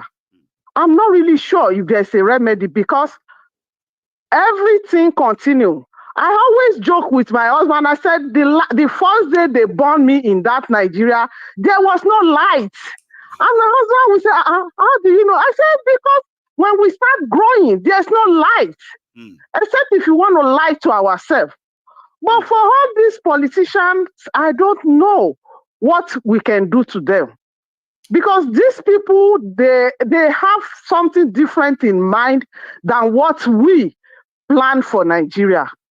Every blessed day, I'm not earning more than what I'm earning, but I have to send money to Nigeria to help people. It's not. I don't know. I don't know, because when they say Yoruba nation, I know Biafra are stronger than Yoruba nation. When they say Yoruba nation, I don't know who will be in that Yoruba nation. Is it not all these crazy people that we have? They are still the same thing that will be in Yoruba nation. So for praying, I don't know if I pray, if God is tired of all this prayer. You know one thing, ma'am, I can understand, your sort of concern based on experience so far. Because if we have our own independent Yoruba nation, for example, all the criminals we know today, they will not automatically become, you can't say they are no longer Yorubas. They are still going to be Yorubas themselves. But one thing I want you to know is that everyone believing that if for example, the Yoruba region gets their own independence government, or even sovereign, autonomous region, kind of like autonomous region, right? I want you to believe that any action that will lead to that would have been actions that would have consumed majority of those you are seeing today. You will not see them again. Action, because if we sit down now and say, let me put it this way, man. Let's say the same people we are talking about today turn around tomorrow and they start talking about the breakup of Nigeria. That automatically gives the control over what will happen to them. Now I will be concerned. I will say, oh, all these years, now they have decided to come and do Yoruba nation so that they can control the Yoruba nation. Then I'll be concerned like you. But do you know why I'm not worried? Is that because they are part of the system that is going to go into extinct. You see, they are part of the system that will be destroyed for other new nations to emerge. So when those new nations are emerging, right? You see all these ones you see today, and every of their offsprings, they would have been consumed or neutralized. You will not see them in any new nations that will emerge from Nigeria. I can promise you that. So do not worry. Journey that will lead us to that, all of us will see it. And one by one, you will see to their destruction. We will see to their destruction. And they will never pose any threats. Yeah, they will never pose any threats to any autonomous regions. So relax, man. They are digging their own graves too. Because you know something? Yes, I know. All the actions they are taking right now, they are leading people to a point where people probably never wanted to go. And if they lead them there, the turnaround and the consequences can best be imagined. It may be delayed, though, but it won't be denied, except they stop The only thing that will reduce any revolution that is coming to Nigeria from it happening is if these guys can stop this madness, even if it's just for 1 year. Stop the stealing, stop all the impunity, stop all of this whole thing. Just for 1 year, focus on the country and give to the country. That's the only way the whole thing will not happen. No. Yeah. Yes. So, but I'm not sure if these people are going to do that. They won't. They will never do it. They are so comfortable in what they are doing. Yes. In fact, they are so convinced that Nigerians will only make noise. Nothing will happen. It's all noise. Yes. Yes. Then we'll wait and see, man. Okay. Yeah, okay. Mayegun, thank you very much. It's nice talking to you. It's a pleasure, man. You didn't give me your name. I would have loved that, but for me, for some reason. My name is Fumi Morgan. God bless you. Check your stuff. You will see my name there. I didn't want to say it out. You know, sometimes it could really. Okay. If you didn't say it, and I'm saying it, you'll be like, oh, that's me, like, you know. But thank you so much, ma'am. Now we have a lady Morgan. You're welcome. On our list. Yes. Talking to you, ma'am. Yes. You have a good one. Nice talking to you too. Thank you. Enjoy your day. And you Thanks. too. Yes, ma'am. Bye. So there we have our lady, Lady Morgan. Nice talking to you. I won't forget that. So next time I speak to her now, I'll be like, yeah, I remember you. I have another caller, by the way. Yeah. Hello. Hello, Mayegun. Oh, is that Charm? It's Charm. It is our lady. Lady Charm. Now it's going to be the ladies' night. I'm feeling it already, right? And I don't think so. How are you doing tonight? I'm fine, thank you. I'm sure there'll be other you don't understand the feeling. You know, you see it. Just relax, right? By the time you put them ratio to ratio, you probably will get ratio 2 to 1 in favor of men to women. Ladies. In favor of women. I've been trying to get a hold of you since I saw that last night, but it was too late. You couldn't. Oh no! Okay, yesterday, last night I was trying to get onto the show, but anyway, I felt like it was going to be kind of late, Anyway, so so sometimes when you ask us to call in, I just feel like we don't really have enough time to actually get into some details, right? Because a lot has been happening, and I've been trying to get a hold of you even since when Niger, Burkina Faso, and what's the other country? When they pull out of ECOWAS. Have we not when they pulled then? out of I think I've actually had a chat with you after that. No, we haven't. No, we haven't. I've told you that your life has been on fire. So it's been that long. That's like last week. Yes, it's been a while. It's been quite a while. And I was going to say that, if it were me, right, ruling a country, I will not only pull out of ECOWAS, I'll pull out of African Union, every single organization you have in the world, African Union, United Nations, anyone that is, because none of them have served any kind of purpose or actually helped any African country to establish itself in any way, shape, or form. Africa has remained the same. The countries have remained the same, impoverished, subject to the so-called people that have the money and things like that. None of these organizations have helped in any African country actualizing itself, establishing itself as any kind of economic power. We're still poor when we join them, whilst we're in them, and even when we exit them. So I think it's brilliant that they actually left. But I would go a step further and actually exit from African Union, which doesn't help anybody, and the United Nations and any other world organization, because they're very useless to Africa as a whole. And let those countries then decide to do treaties and trade agreements and whatever one-to-one between them and different countries, because none of all these organizations is actually helping anybody. Now, today's broadcast, can you imagine? You elected a leader and you're looking for your opposition to tell you what to do. Are you okay? When you were getting into when you decided to run for president, you didn't think that you were going to come with your own economic plan or your own strategy for how to alleviate poverty or how to move the country from production, like Obi was saying, from consumption to production, to turn things around, to give. I mean, each state, each region actually has what can what can distinguish them, and what can actually alleviate poverty, what can sustain them economically, right? Each region, if we decide to do it, right?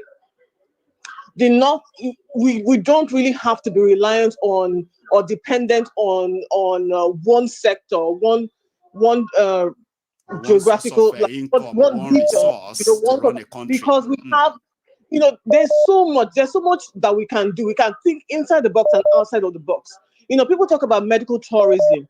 Nigerians are one of the most brilliant people. I will say it anywhere. We're one of the most brilliant people, and people know it, right? So even like, I think countries like Malaysia and co that actually have like all these doctors that they train up, and then they put out there in other countries. So then the doctors are paying back into the government and things like that. I'm not sure if it's Malaysia, but remittance. But exactly, it's an investment, things like that. So there's something. So even if you say, okay, the country is landlocked, you don't have anybody, you have people, and there's no better investment than in people. Right. Now, you as a political party or as a president who aspired to be president, you didn't think about anything. You didn't have any strategy. You said, you don't want to say your strategy because you're going to be the first person to talk, and other people. I was actually going to put that up for you to, to further give credibility to your own position, but you've just mentioned it, Mr. Strategy. What happened to his strategy? Who stole it? He had no strategy. And people talk about, I've heard people talk about Tinubu like, this is not the Tinubu of 10, 15 years ago. I said, this man has always been a criminal. I don't know what people are talking about. We know this man. He was a criminal. He destroyed Lagos. He never built anything. He never built any Lagos, man. God bless you, Charm, right? Somebody who built Lagos that has no drinking water. Baba, no drinking water. No stable electricity. That has no functional rail system. There has no functional transportation system. Nothing is really there. People made those things for themselves. No public school. No public school that of renown that you say, okay, competes, with any other top school or anything in that state. Nothing. You did nothing. You plundered the state. The structure you put in the state was to structure the state into your pocket and your family's pocket, because there's nothing else that you're doing. You did nothing for that state. People knew, Cham. People knew all of this. People still know. A lot of people into what we are now seeing. People knew Tifnumbu. I don't know. I mean, I know, like the previous caller called. We've talked extensively about how things are going to happen and how the dam is about to break. Things are going to happen, but sometimes I also look at Nigeria's capacity to absorb nonsense. Do you understand? It's like we have a high threshold for pain. Do you understand? So sometimes when I even see the things that are going on, I'm like, scientifically you think that okay, it's about time that something happens. But Nigerians' capacity for endurance is, I've never seen it anywhere else. By now the streets should be burning. Don't you think so? It's already starting, Charm. That's why APC is talking. They believe that it's the opposition that are encouraging people to eat the streets, not the hunger. They are so stupid. They are scared that it's going to spread. And I kind of feel like it's going to spread soon. Well, let it spread. Even me, anybody that's watching football, let me just say, I'm praying that they will lose that match. Let them lose the match so that Nigerians can focus on the real problem, not football. Yes, that is what I want. Thank you so much. You have a good one, okay? So I like it. Somebody has already come in to try and then break the circle, and that would be my own president from Canada, the African Wahala. The African Wahala. Yes. How are you doing, Baba? Hello, my brother Mayigo. I'm doing very well. Amazing.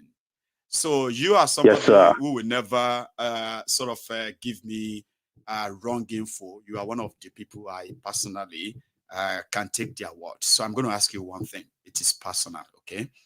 Now, we've had some little improvements on the equipment in the studio, and I've been asking people to tell me how they feel. I'm going to ask you, and you're going to tell me right here now, okay?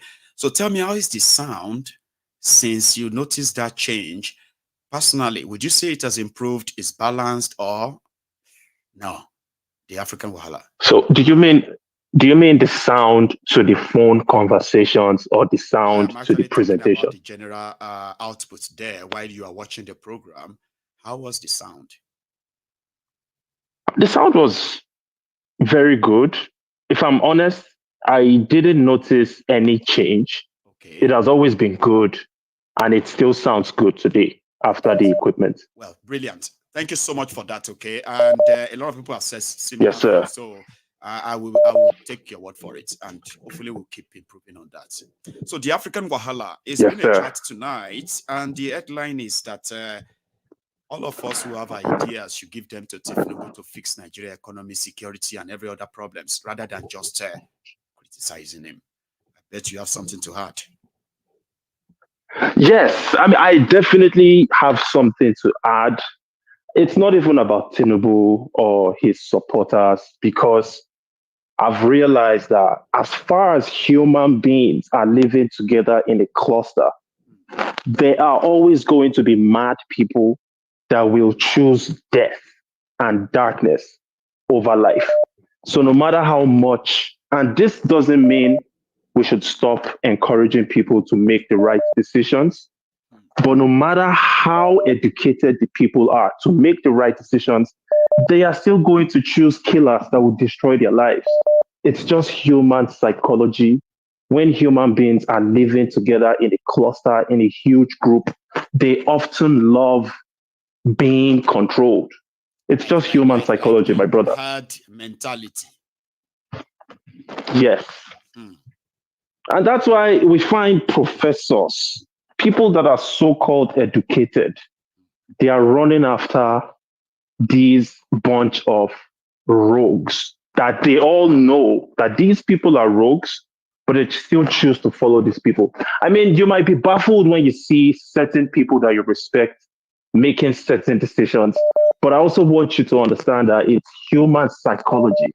I'm not a psychologist, but I know I know someone that has a PhD in psychology, and when we rub minds, he shows me certain traits and characteristics of human beings individually and in groups.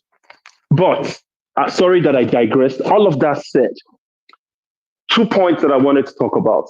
The first point, thank you so much for this great platform. You're giving me the opportunity to send my message to a demographic. I'm talking about the old people that are retired. Salutes to the good old people. But the same old people, I'm talking about those baby boomers that were given birth to prior to 1960 and earlier. We have them in our families. We have parents. Some of us still have parents. Some have uncles and aunties. During the time of the elections, I clashed with my uncles. I clashed with my aunties. They told me that you guys ran away abroad and you are the problem of this country because you're calling Tinubu a thief. Now, in the presentation today, that director, he showed us a director, that man with missing front teeth that was talking about, I retired as a director. They pay me 70,000 naira as my pension. This is not what we bargained for. I am a Yoruba and I voted for Tinubu, but this is not what I bargained for. Listen, older people, respect to you guys, the good ones. We love you. Salute to you. But I hope this is another evidence that you are not always right. The arrogance that some of you have when you're unable to listen to other people just because they are younger than you, and you feel like culturally they should be subservient. For that reason, you can never listen to their opinion. I hope now a lot of you are seeing the results of your choices. Because that old man, that retiree, a director, is maybe 65 years old. He gets paid 70,000 naira per month. 70,000 naira these days can't do nothing, unfortunately. But he has to deal with the consequences. And we have many of them in our families. I'm not going to mention names. Obviously, I have them in my family. I clashed with them. And maybe some of them might have come across my Egun's Diary Political because I send them clips from time to time. Maybe they are listening and they know my voice. So they know who exactly is talking, the African Wahala. Please, your choices will continue to destroy not only your lives, but your future generations to come. Including those. Secondly, Cham said, Yes. Please. I'm so sorry I'm taking time. I'm going to spend one more minute. Very brilliant sort of points here, and I bet you a lot of them hearing you are listening attentively. Please go on. Please go on. Thank you. Even the younger lady, that young bossy lady that was talking about, the Yoruba lady that was saying stuff about, oh, we voted for Tinubu. Next thing we went to the market. They are chasing me in the market, telling me that, oh, why did you encourage us to vote for APC? Now APC has killed us. It's another evidence that you guys are not always right. You might think you're always right, but sometimes listen to other people. Even we that have this radical mindsets that are extremely angry, we might not be right all the time, but the least that we can do is sit down and have a conversation. But if you're trying to use religion, not even religion, if you're trying to use traditional cultural values to tell me that I'm a Daniel, you're a boy, you people don't know anything. In 1955, the Igbos were killing us. You don't know? Then you're like a crackhead to me. I have no respect for you. People like me, we just look at you like a nuisance. We've lost respect for you, point blank and period. Now, Lady Cham said something that really, really got me happy. She said, if you are still supporting the Super Eagles against Bafana, my friend, you still didn't learn work. Me, people like me, right? I'm actively campaigning against Super Eagles, not because I hate those players. All the Nigerian Super Eagle players, salutes to them. They are my young brothers. But I can't support what you're representing.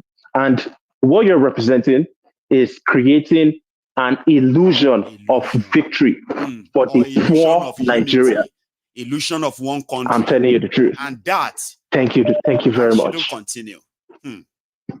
It shouldn't.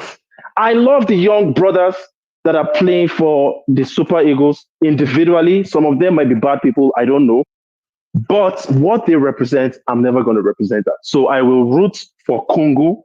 I will root for Ivory Coast, whoever wins that match, to beat Super Eagles. And if Super Eagles wins, whatever, it doesn't mean that your hunger is not going to stop.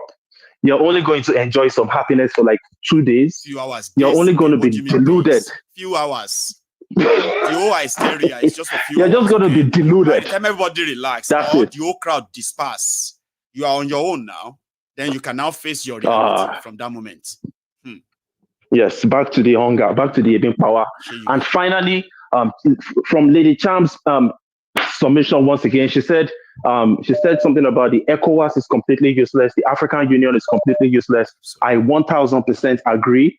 That's what these serious countries should do. Pull out of the ECOWAS, pull out of the African Union. And then when these individual countries have decided that this is what we want to do going forward, we want to have this type of countries. We don't want to be a part of these European created countries that have killed us and destroyed our lives for 100 years. We want to go forward. When we have those new countries, then we can come together again as a West African bloc or Central African bloc, East African bloc, Southern African bloc, whatever, and move forward. But what we currently have with the ECOWAS and African Union, completely useless. Thank you for giving me this opportunity, my General. African Wahala. You know, Thierry, you never fail to deliver. I appreciate it, Prof. Thank you so much. And you Thank you, my brother. Too, right? Nice one. Right, and you. That is the African Wahala. And for those who probably sell that, I mean, who usually, well, not people. I've had 1 or 2 people who said, the callers are just wasting time. Oh, you have not listened to some callers. There have been some callers that I would love to, like when they talk, right? I just want to sit down here and just listen to them all night, all evening. Honestly, if I'm not timed, I will listen to them all evening. So yes, African Wahala is one of them. And I love every one of you who put in effort to call in and add your own opinion tonight. Here is another caller. Hello there. Hello, Maigo. Good evening. Hello, ma. How are you? I'm good. How are you? Very well, ma'am. Thanks for asking. From Dublin. Oh, say that again. I bet that's you. Oh, bless you, ma'am. It's been a while, Mr. Adeola, ma. Yeah, I have been trying to help. I can you know now. I know. So here we have a lady from Dublin, Lady Deola, and it's such a pleasure having you back, ma. So yeah. Yes, happy birthday in arrears. Thank you, ma'am. In the mighty name of Jesus. We celebrate many more. You will live to declare the word of the Lord. God will build his edge of fire around you. Any standard that wants to come against you, any evil that wants to come against you, Lord of Jesus. Against them. God will come. Thank you very much for that. Protect your family. Amen. Thank you so much, ma'am. Yes, ma'am. So let's see what you also see to all of this. They are asking us to advise Tinubu instead of criticizing him. And if we have to do that objectively, constructively. But the Shege that they have unleashed on us is not dealing with us constructively, ma. So here you have it. Well, in as much as an advice is good. Yes. If you're advising somebody that is ready to listen to your advice, or that is, that has the political will to do what you have for that person, say, okay, do this, build factories, do this, do that, produce, stop consuming, it's fine. Our advice will be welcomed. But Tinubu is not in that category. No, it's not. Let me tell you something. I did my youth call in Lagos. In Lagos. Yes, ma'am. In Alausa. I don't want to disclose too much information because some people might know said me. Enough, right? So just move on. Tinubu closes every day. Tinubu closes at 4 a.m. every day with Aregbesola. 4 a.m. What do you think they are doing? Changing figures. Perfecting changing figures. It's Tinubu that taught his people how to add 0.0000 in front of figures. It was him. So that is all he knows. That is all they do. They are not there to all this clamoring that we are clamoring for. That is not who he is. That is not their job. I told people. So if you are saying you want to advise him, go and build production, go and bring Forex. So his own is you bring the Forex, me I'm swallowing it. That is their own. So what advice are they looking for? It's just mere talk. It is. It's just mere talk. So that's why I'm just laughing. Which advice? Who do you want to give the advice to? So from today to tomorrow. Everybody who knows them know that. The only thing they are good at is creating either agencies, either bodies, extorting agency or this, just to extort people. That's why he made Lagos 2 LGAs now. That's why he created all that, to get more money, to get more. That's it. So you are saying you're advising. If you can advise him, divide Nigeria into 500. So that when you give them, then you take the one on top. That is the kind of advice he wants.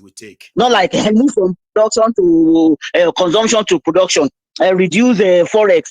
Increase. That is not Tinubu's advice. You ask him to divide Nigeria into 500.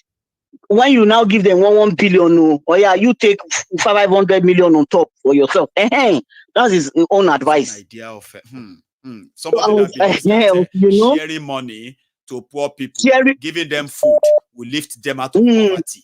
Now that person poverty. Is now can you imagine? The other time that guy was saying he has been living in Ibadan. This is way back now. That he has been living in Ibadan, and he was a senator for about 10 years or thereabout, and he's like 40 something. There hasn't been a single pipe of water run across his house, his family house. No single pipe of running water like that, man. You know what I don't know. I said, see, as much as we said Nigeria is completely, it wasn't like properly set up. Okay, we can say it's just the creation of everything we have said about Nigeria. But if we come out clean and say, wait, there are places they call the Yoruba place, in Nigeria, the Western region, right? Who are those who have been in charge of that Western region politically? Whether they are PDP or APC or AC or AD or ACN or whatever name they give to themselves. In the last 24 years, Yorubas have been representing Yorubas in this, representing Yoruba in this contraption, And Yorubas have been governors, they have been commissioners, they have been senators, they have been reps and all of that. 24 years, ma. My other point that I was going to say is Nigeria is not a country. It is. You and I know that. I do. It's not a country. As long as we have a situation where somebody will come up and say, no, I'm a Yoruba man. Why would an Igbo man do this? Why would an Hausa man do this? A Yoruba person. That is not a country. That is not a nation. All these people you are talking about that have been doing this for 24 years, for 36 years, they are not doing it alone.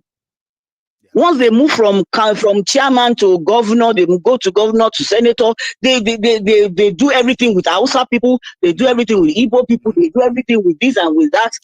What do you expect? The mindset is still there that, okay, it's Nigeria, but we have our Igbo brothers, we have our Hausa sisters, we have our... Do you understand? I do. It cannot work. We are better as a region than as a nation. Do you understand what I'm saying? I do. We are better as a Yoruba person. I'm just surprised. In fact, when they say I'm a Nigerian before a Yoruba, I'm saying, oh my God, Jesus Christ, this will not kill me. Is Yoruba not existing before Nigeria? Is Yoruba not existing before Nigeria? I don't know. God should just help us divide that country. Identity, and it's something. Exactly. A bloody Yoruba man, a bloody Igbo man who say he's a Nigerian before he's Igbo. I'm a Nigerian before Igbo, and you don't think something is wrong with you. That's why Nnamdi Kanu, I will never leave it. Oh my God. I will never stop listening to Nnamdi Kanu. I'm a Yoruba person, I'm here. But words of wisdom, truth. People don't know the power of truth. Standing right, knowing the truth, having knowing the right thing to do. Your mindset, with all this crazy mindset that they have in that country, they will continue to suffer. They will continue to suffer if they don't change, they don't stop it, they don't divide that country. If they don't stand on their own, standing right in their own right place, they'll continue to suffer. The last time I called, I was saying I don't want to be dwelling on their matter again. I don't want to. I'm just focused. Division. That's my own.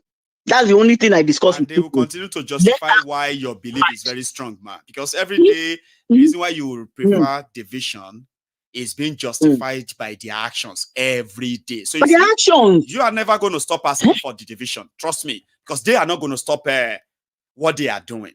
So yeah, we are on it. People that will justify the bad thing that they are doing, they have justification for doing the wrong thing. Thank you so much. Thank you very much. God bless you. God will continue to uplift you. Amen. Yeah, thank you for our studio. Is our studio. It is our studio. It's something that everybody will be like, yes, we are part of that. I am part of that. And every success I am part of us. It's ours. Yes, thank you so much. Yes, with God. You're welcome. Have a good evening. And you have too. A good evening. Say well to everyone in the house as well, okay? The family. You have a good one, man. So that's our lady Deola from Dublin, and that's the Highland up north from Scotland here.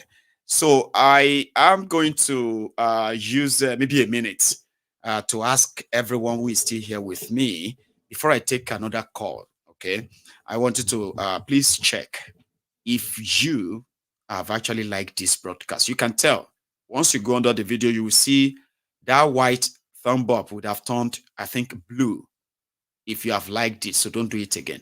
But if you haven't really liked the broadcast, maybe you should. Okay. E8. Thanks so much for your super chat, by the way. I almost lost that. So thank you very much. Here I am. I have another caller. Hello there. Good evening, sir. Oh, good evening to you too. How are you, sir? I'm fine, sir. Thank you very much. I think I've been watching you for the past 2 years now. Thank you very much. That's grand. And your name is that right? My name is KS. Oh, KS, you said, yeah? Yeah, KS. I'm calling from Blackpool. KS from Blackpool. God bless you, bro. Thank you so much for being part of it again tonight. Yeah. Thank you very much. Thank you. I hope you won't change in the future. Well, I mean, people say that to me all the time, but it's because been over 10 years. So far, so good. Yeah. You know But what I mean? Like, we pray. We are praying for you, and we also we derive inspiration from you. We get a whole lot of issues and a whole lot of benefit from your broadcast because bless you. So why would I even trade our eyes to those. You know what I mean, KS? Why would I want to trade that for 6 pieces of shekels? Yeah, okay. We thank God for that. If nobody say I don't mad. So if anything like that, maybe all of you will begin to kind of look for me and quickly take me for care. I hope we pray that this is not normal. I'm saying it now because it won't come to that. It won't come to that because you've helped us. You helped us a lot to see what they call the blind spots. Thanks, man. The blind spot in our political leadership, in our economy, in just anything that has to do with Nigeria. You have actually exposed us to the blind spot. Yeah, what I want to say is that before the woman that called in, there was an earlier caller that called in. So that guy made some salient point concerning those retirees. What I want to contribute to what he had just said is that, yes, they are our elders. We cannot deny them the respect that they deserve as Africans. But that respect should be defined and should have a limit. That's what I want to say. Because why? You see the people within that age bracket. They are the same people, they are the same age with people from Malaysia who came to Nigeria to pick our palm fruits. They are the same brackets, they are same age bracket with people who came from Malaysia to pick our rubber plant seeds. Today, Nigerians are jostling.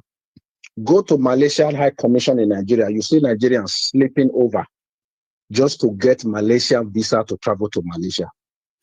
So, sir, Ogama, you can tell me what respect do those people in Nigeria deserve? They don't deserve any fucking respect. They don't deserve any of that. That's what I told you. I said respect is earned. It's and you earned. cannot demand it if you don't earn it. They don't deserve it. While they were on looting spree, they didn't see. I live in Festac. Right.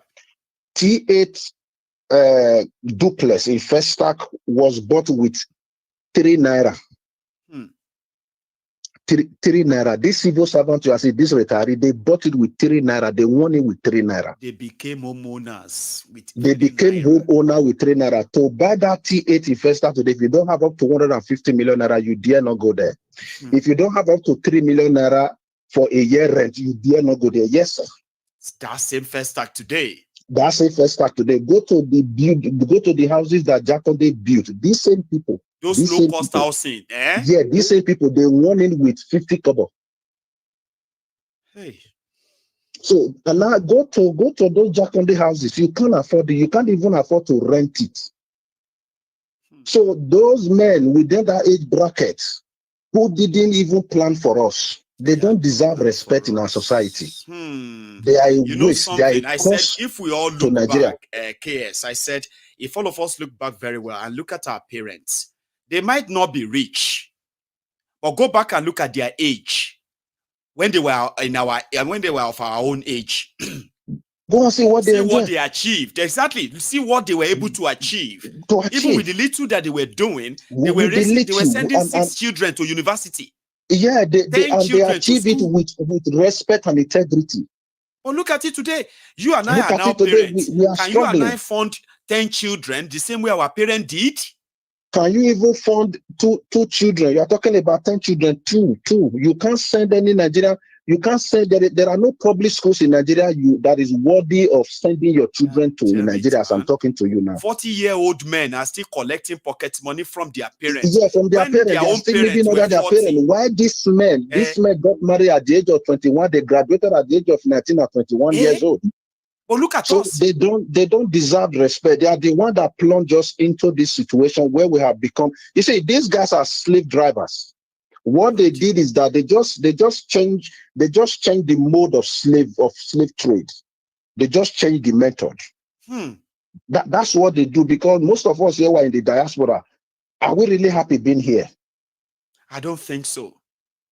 So that's the problem. If you check it, it's just the slave trade hasn't ended. It hasn't ended.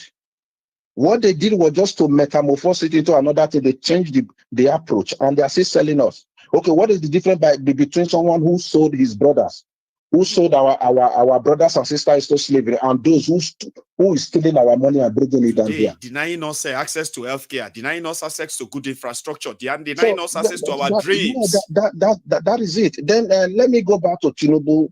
Tinubu problem is this. One, he knew he didn't win that election.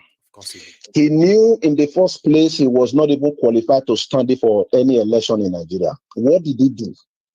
In order to get Western validation, he brought out these nonsense policies that he called economic reform. That was why he was so much in a haste, in order to legitimize, you understand, the mandate that he stole. No wonder they are saying that the Western world are praising him. Why Nigerians they are praising him because why? He's doing their bidding, because it's according to let me borrow the word from David Udehi. He said it's a foreign intelligent asset. It's a foreign intelligent asset. Go and check all his economic blueprint. No one was actually designed for the Nigerian economy. Our economy is a peculiar economy. It's a mono-product economy. Any decision you want to take concerning that economy, because it's too very informal, you need to be critically careful. You need to be extremely careful. You don't just wake up to say this is what you want to do. It has to be supported by empirical analysis to see where it falls with the people. Because even if you say, okay, the subsidy, the first subsidy regime was breeding corruption, you understand? Removing it outrightly was not the best thing to do. You will have sat down, understudied the process, see where there are lacunas. See where there are lacunas, see where those marketers are subchanging Nigerians. You block it. Then you put the necessary infrastructures in place so that by the time you are removing the subsidy, the ripple negative effect will occur. Even if I thought it occurs, it will be very, very minimal. That's right. Is that not what he said he was going to do? I heard him say that too. He said subsidy cannot be removed outrightly. It's not done because you are running a mono-product economy. Yeah, the economy of Nigeria is hinged on petroleum products. Because we are not a producing country. We import. Even to the toothpick that we use, we import them. So in removing subsidy outrightly, you have shut down the economy. You have impoverished Nigerians. Just because he was looking for validation. Then too, again, you look at the way he just, I don't know what they call it in economics. You want to have a single exchange. You want to float your international currency against your local currency. No country does that. So you live in the UK. Yes. Is that how UK does it? I have never heard anything like that here. No, they control it. You put some measures in place because one, you don't have the infrastructure. The economy has not been that advanced to a level where you have the data to monitor what is going on, what is going out, and what is coming. You don't have that infrastructure. What you needed to have done was to study the situation very well. So, okay, if I use so and so policy, let us see the reaction. It is from that reaction that you now begin to say, okay, we need to put this in place, we need to put this in place. And you just wake up just because you want to favor the West. So you throw your country under the bus. Then you throw your country under the bus, and today now you are now running a casketer. Then another thing is that I don't want us to look at it as if it's a Yoruba thing. No, you see Tinubu. Tinubu does not even believe in Yoruba nation. He doesn't even support Yoruba people. What he's doing is just, because of the level of what we call scarcity mentality in our system. So Tinubu is using that to say it is Yoruba town. No, you go and check it. People have asked me, see, this man put Yoruba people everywhere. I said, no, this man did not put Yoruba people anywhere. The people he put somewhere are his cronies. His own cronies. Yeah, if he wants to put Yoruba people, but these are not the Yorubas that he will put there. And Tinubu knows the Yoruba he can put there that can change things. but he will not. There is no advice today you are going to give to Tinubu that he will take, because if those advice negate his own interest, he will throw them to the trash bin. Exactly. See, KS. Yeah, like I have told many people on this program many times, we are all blessed on this platform with people, listeners like yourself, who are also contributors as well. I'm so happy to have you on, okay? Thank you very much, sir. Thank you for giving me this opportunity. God Thank you, bless sir. you, KS. Yeah? Thank you, sir. Please keep the job rolling. God will bless you in Jesus' name. Amen. Yeah, thank you very much, sir. God bless you too. Yes, sir. That is a KS from Blackpool. Now, I am going to take just about a single call more, all right? And then that will be us for the evening, okay? Of course, we didn't start early, and somehow that wasn't that's not in our favor. But we can always make it up to ourselves by using the remainder of the time we have to, you know what I mean? So yeah, make I take just one more, and if it's the first one, or an easy first one, then I probably can still get another one too. Hello there. Good evening, Mayegu. Good evening, sir. How are you? I'm okay, sir. This is Ferdinand from Newcastle. I called you last year. Ferdinand from Newcastle, Baba. Yeah. I mean, I'm getting people from underrepresented areas on this platform. So I've got Blackpool, I've got now I have Newcastle. Baba, how are you? I'm okay, sir. I've been following your program for a long time. Last year I also called you, I think during December and September period. Right. Yeah, you know how the UK familiar, is. but I'm glad that you are in again. I mean, on again tonight, Baba. You know. Yeah. I'm again tonight. So, the thing there is that the problem with Nigeria is not something that can really be fixed by agitation and the people there. First of all, the problem with Nigeria is that I will also put it Africa is that our people are so ignorant of a lot of things. I've been in the UK for a while now, and last December I traveled home to see my people back home. Oh, bless you. You wouldn't believe it. Like from the airport, you could tell that the whole situation has been messed up. Just like the previous caller said. Quickly before you continue, right? Somebody said they left Nigeria, okay? And then they came back, and it's like every problem they knew 25 years ago when they left Nigeria, they went back to Nigeria. Every of such problem is either they are like, apart from the fact that they are still there, right? Is either they have now become even worse, and that breaks the heart of a lot of people who jackpot and go back home and say, "See what you ran away from. It never changes. It just gone worse." Exactly. I stay. My family stays in Port Harcourt. So when I arrived at Abuja airport, immigration officers were, because they already know the country you're coming from. They already know the moment you land, they already know the country you're coming in from. So they started asking me for pounds. And I said, I don't even have pounds on me. I'm not supposed to travel with pounds if I'm leaving the UK for Nigeria because of security reasons. And they said, I thought, just give us anything. I said, how can you be asking me for money when you're doing this kind of job? Look at you, you're well dressed, and they would not even ask you of that. So the thing there is that the whole country is hungry. Starting from the immigration officers, the military, the police, everybody's hungry. When I got into the country, the high cost of Hollandia yogurt, when I was in Nigeria, I bought Hollandia yogurt last 450 naira before I left Nigeria. When I got back home, I bought it 3 weeks ago, about 2,000 naira. Hollandia that milk. Is how. Hollandia yogurt, yes, rather.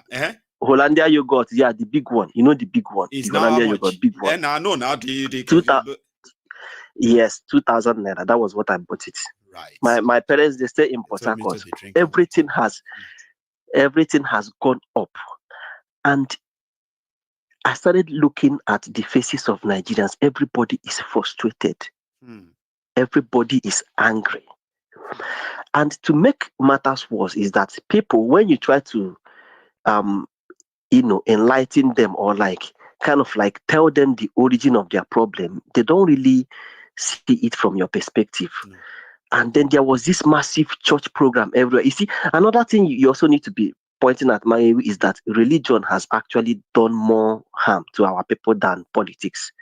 Politics and religion have really destroyed the life of Nigerians, because I think Nigeria came out as one of the most praying countries in the world. I think second. That's right. The second most praying and religious country in the world, according to statistics that was conducted. Now, you see, people keep going to church believing that there is somehow a miracle will happen and things will change.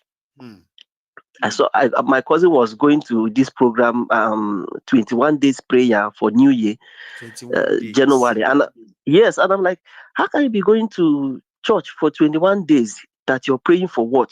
For what is happening in that? Do you really think you can pray out this country after 21 days program? He said, oh, what God cannot do does not exist. That is their slogan. But in as much as I'm a Christian, does not exist. Right? Yes. In as much as I'm a Christian, I am not doubting the power of God. But I know that when you don't do the right thing, you're going to remain stagnant where you are. So the politicians have actually destroyed the people with bad economic policies, that to the extent that the people are so poor, and they have gotten to this extent that it is now like a syndrome in their head that they are just expecting miracle. They are just expecting miracle. They've accepted their fate that this is us. They've accepted. So we just wait on God to change our story. Exactly. They've accepted their fate. And while I was in Port Harcourt,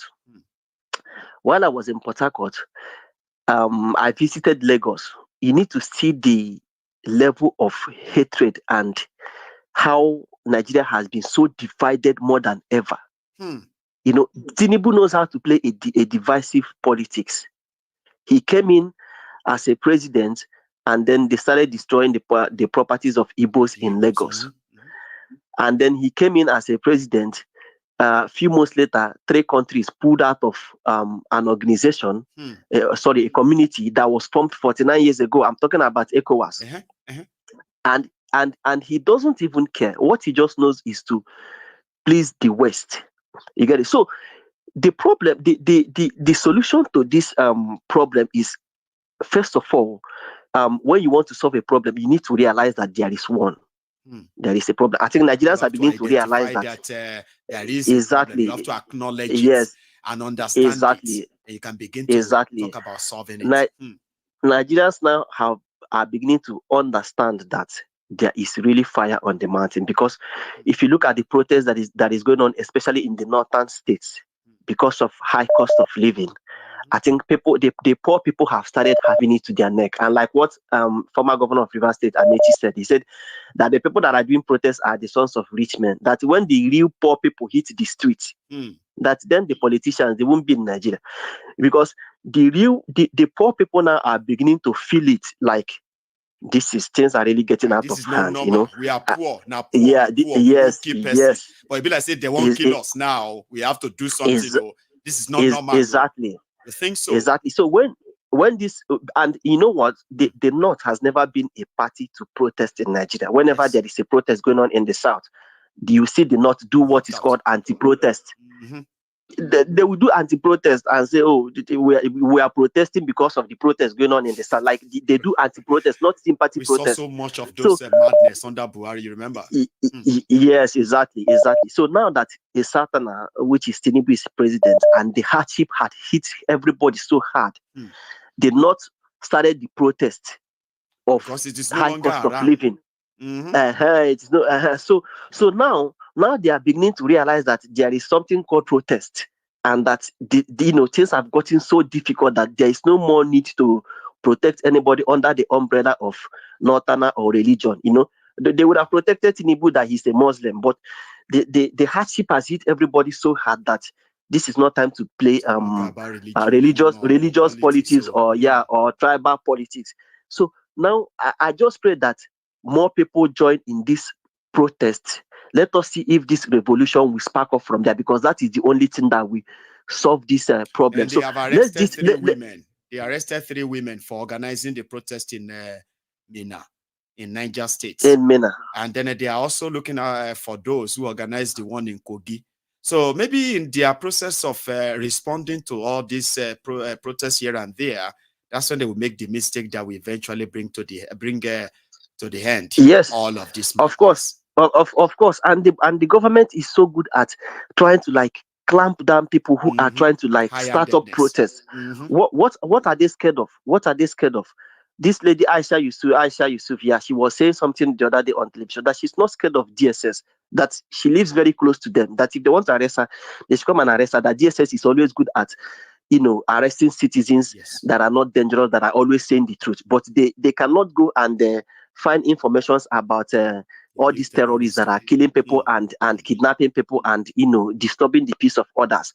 So I think Nigeria has completely been captured in the sense that even when people try to like demonstrate that we are hungry and angry, the government clamps down on them.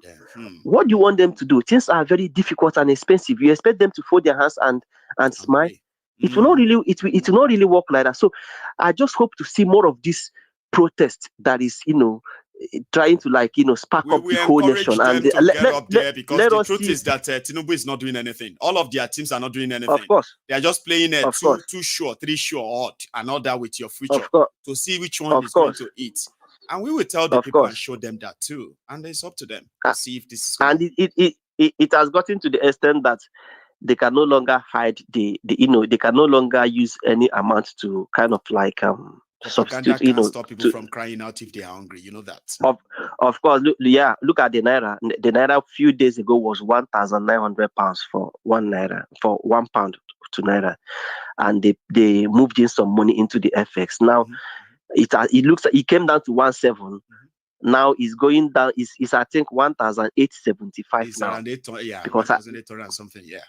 It's all voodoo economy. So it's also going back to that 1.9. So I want to see how much they can get, another dollars they can get. They can get from and also put it and push it and reduce it and exactly. Economy.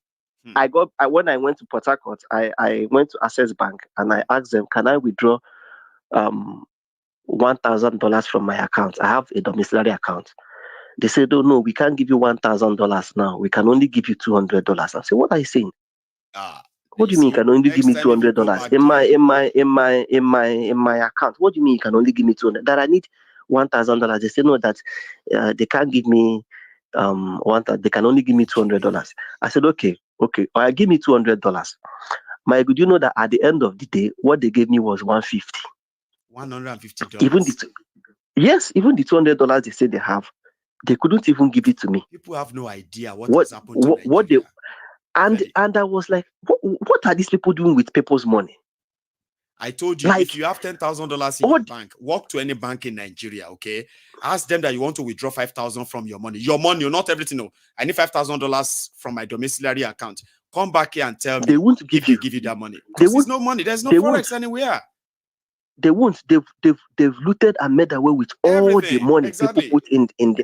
So it's gotten to the extent that I'm, thinking of like closing the account because I don't even trust anything Nigeria again. The banking system, everything there is gone.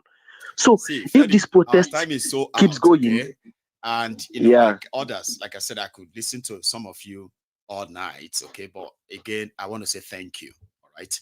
Thank you very much, my friend, and keep the good work. Thank you very much. Keep the good work. Yeah, I will. Okay, and I hope you also keep it up and by keeping on calling and trying in, and then I will get used to it too. Sure, I will. I will. God bless you. American people right there in Newcastle. All right. All right. Thank you very much, sir. And good night. All right. Thanks. Good night, sir. Now that's Ferdinand there from Newcastle here in the United Kingdom. Our time is so far gone. A lot of people are really angry with me. I thought we've discussed this. 3 minutes is enough. How can you allow people to be talking for 10 minutes? See, I'll think about it next time. I promise you, okay? Because sometimes my answer will never answer you.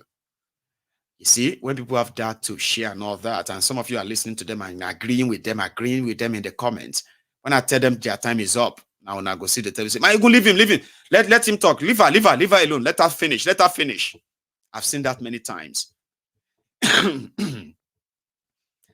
But time is time. My time is so up as well, okay? I am going to see you some other time. But remember this, if you haven't really liked this broadcast, please do before you go, okay? But if you have already done that, don't do it again. Share it as well, okay? Share this broadcast if you haven't. I'm going to see you some other time. Until then, remember, take it easy. And have a wonderful evening. Good night.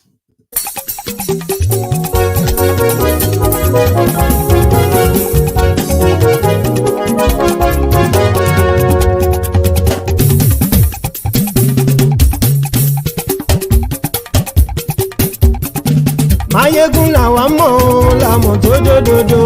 Mayegun dayari láyé bí nọ́mbà wá. Mayegun làwa mọ̀ làmọ̀ tó dòdòdò.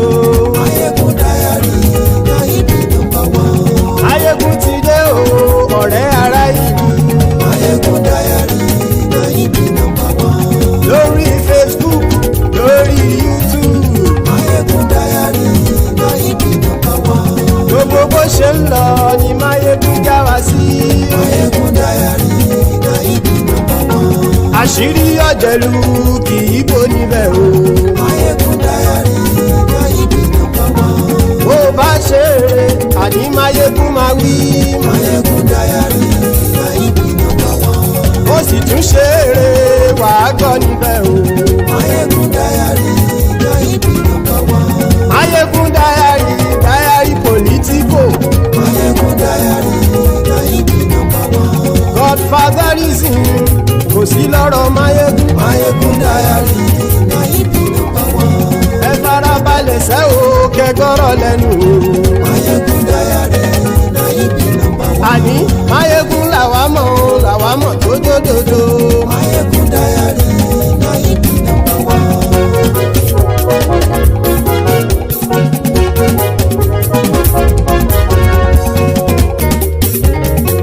Àní ẹ̀sùn ràkì. Mayegun ti dé. Mayegun ti dé. Ọ̀jẹ̀lú ẹ̀sùn ràkì. Mayegun ti dé. Àní ẹ̀sùn ràkì. Mayegun ti dé. Lórí Facebook. Mayegun ti dé. Àní ẹ̀sùn ràkì. Mayegun ti dé. Lórí YouTube. Mayegun ti dé. Àní ẹ̀sùn ràkì. Mayegun ti dé. Bọ́ bàbá gbé wúrẹ́. Mayegun máa wí. Àní ẹ̀sùn ràkì. Mayegun ti dé. Ijó ìgbádìyẹ. Mayegun máa wí. Àní ẹ̀sùn ràkì. Mayegun ti dé. Bí pẹ̀sìdó bá rúfin o. Mayegun máa wí. Àní ẹ̀sùn ràkì. Mayegun ti dé. Bí gómìnà kówó jẹ. Mayegun máa wí. Àní ẹ̀sùn ràkì. Mayegun ti dé. Ọlọ́pàá tí ń gba rìbá. Mayegun máa wí. Àní ẹ̀sùn ràkì. Mayegun ti dé. Aṣòfin tí ń rúfin o. Mayegun máa wí. Àní ẹ̀sùn ràkì. Mayegun ti dé. Òpùrọ́ olóṣèlú. Mayegun máa wí. Àní ẹ̀sùn ràkì. Mayegun ti dé. Ọ̀jẹ̀lú ẹ̀sùn ràkì. Mayegun ti dé. Àní ẹ̀sùn ràkì. Mayegun ti dé.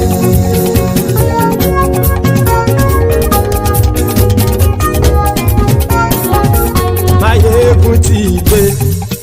Gbogbo ọ̀jẹ̀lú ẹ̀sùn ràkì. Mayegun ti dé.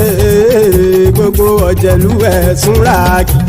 Ṣùgbọ́n ní bá ti ṣe èyí tó yẹ kí wọ́n ṣe, ọmọ bá dèrò ní fi wọ́n níran o. Mayegun ti dé. Gbogbo ọ̀jẹ̀lú ẹ̀sùn ràkì. Mayegun ti dé. Gbogbo ọ̀jẹ̀lú ẹ̀sùn ràkì. Ṣùgbọ́n ní bá ti ṣe èyí tó yẹ kí wọ́n ṣe, ọmọ bá dèrò ní fi wọ́n níran. Wọ́n fowó bẹ́ẹ̀ o, Mayegun ó sọ pé wọ́n ò fẹ́ bẹ̀. Wọ́n fowó bẹ́ẹ̀, Mayegun ó sọ pé wọ́n ò fẹ́ bẹ̀.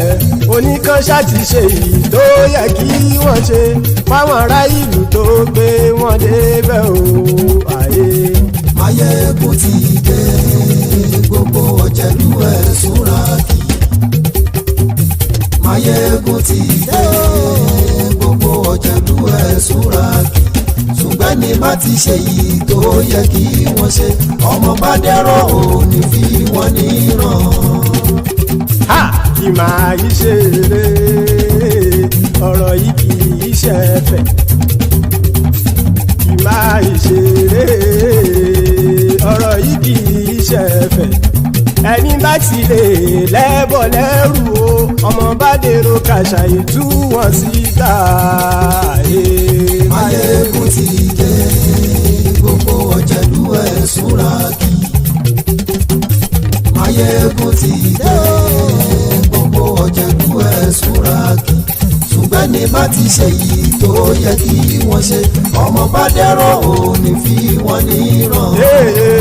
tẹnitẹni ọmọ Máyégún ọ̀rẹ́ ara ìlú mọ̀mọ́ ni mo fọlọ́hún ṣọ́ ẹ̀ bá kìlẹ́bù lóòótọ́ olódodo ìlú ọ̀tá ìlú mọ̀mọ́ ni ìwọ ṣá máa ń ṣọ́ra kò sì mọ́ bẹ̀rù bọ́tà ń lè rí bóníṣègùn lé káwọn mọ̀mọ́ fi ṣera wọn ni ó ti dẹrùn tí wọn ò gbọ́dọ̀ sì mọ́ bẹ̀.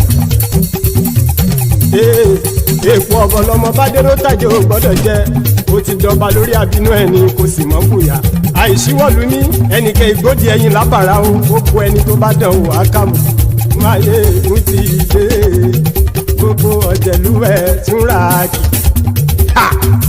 Máyégún ti dé gbogbo ọ̀jẹ̀lú ẹ̀ túnra kì o ẹni bá ti ṣe yìí tó yẹ kí wọ́n ṣe ọmọ bá dèrò òní fi wọ́n níran o. Máyégún ti dé gbogbo ọ̀jẹ̀lú ẹ̀ súnra kí.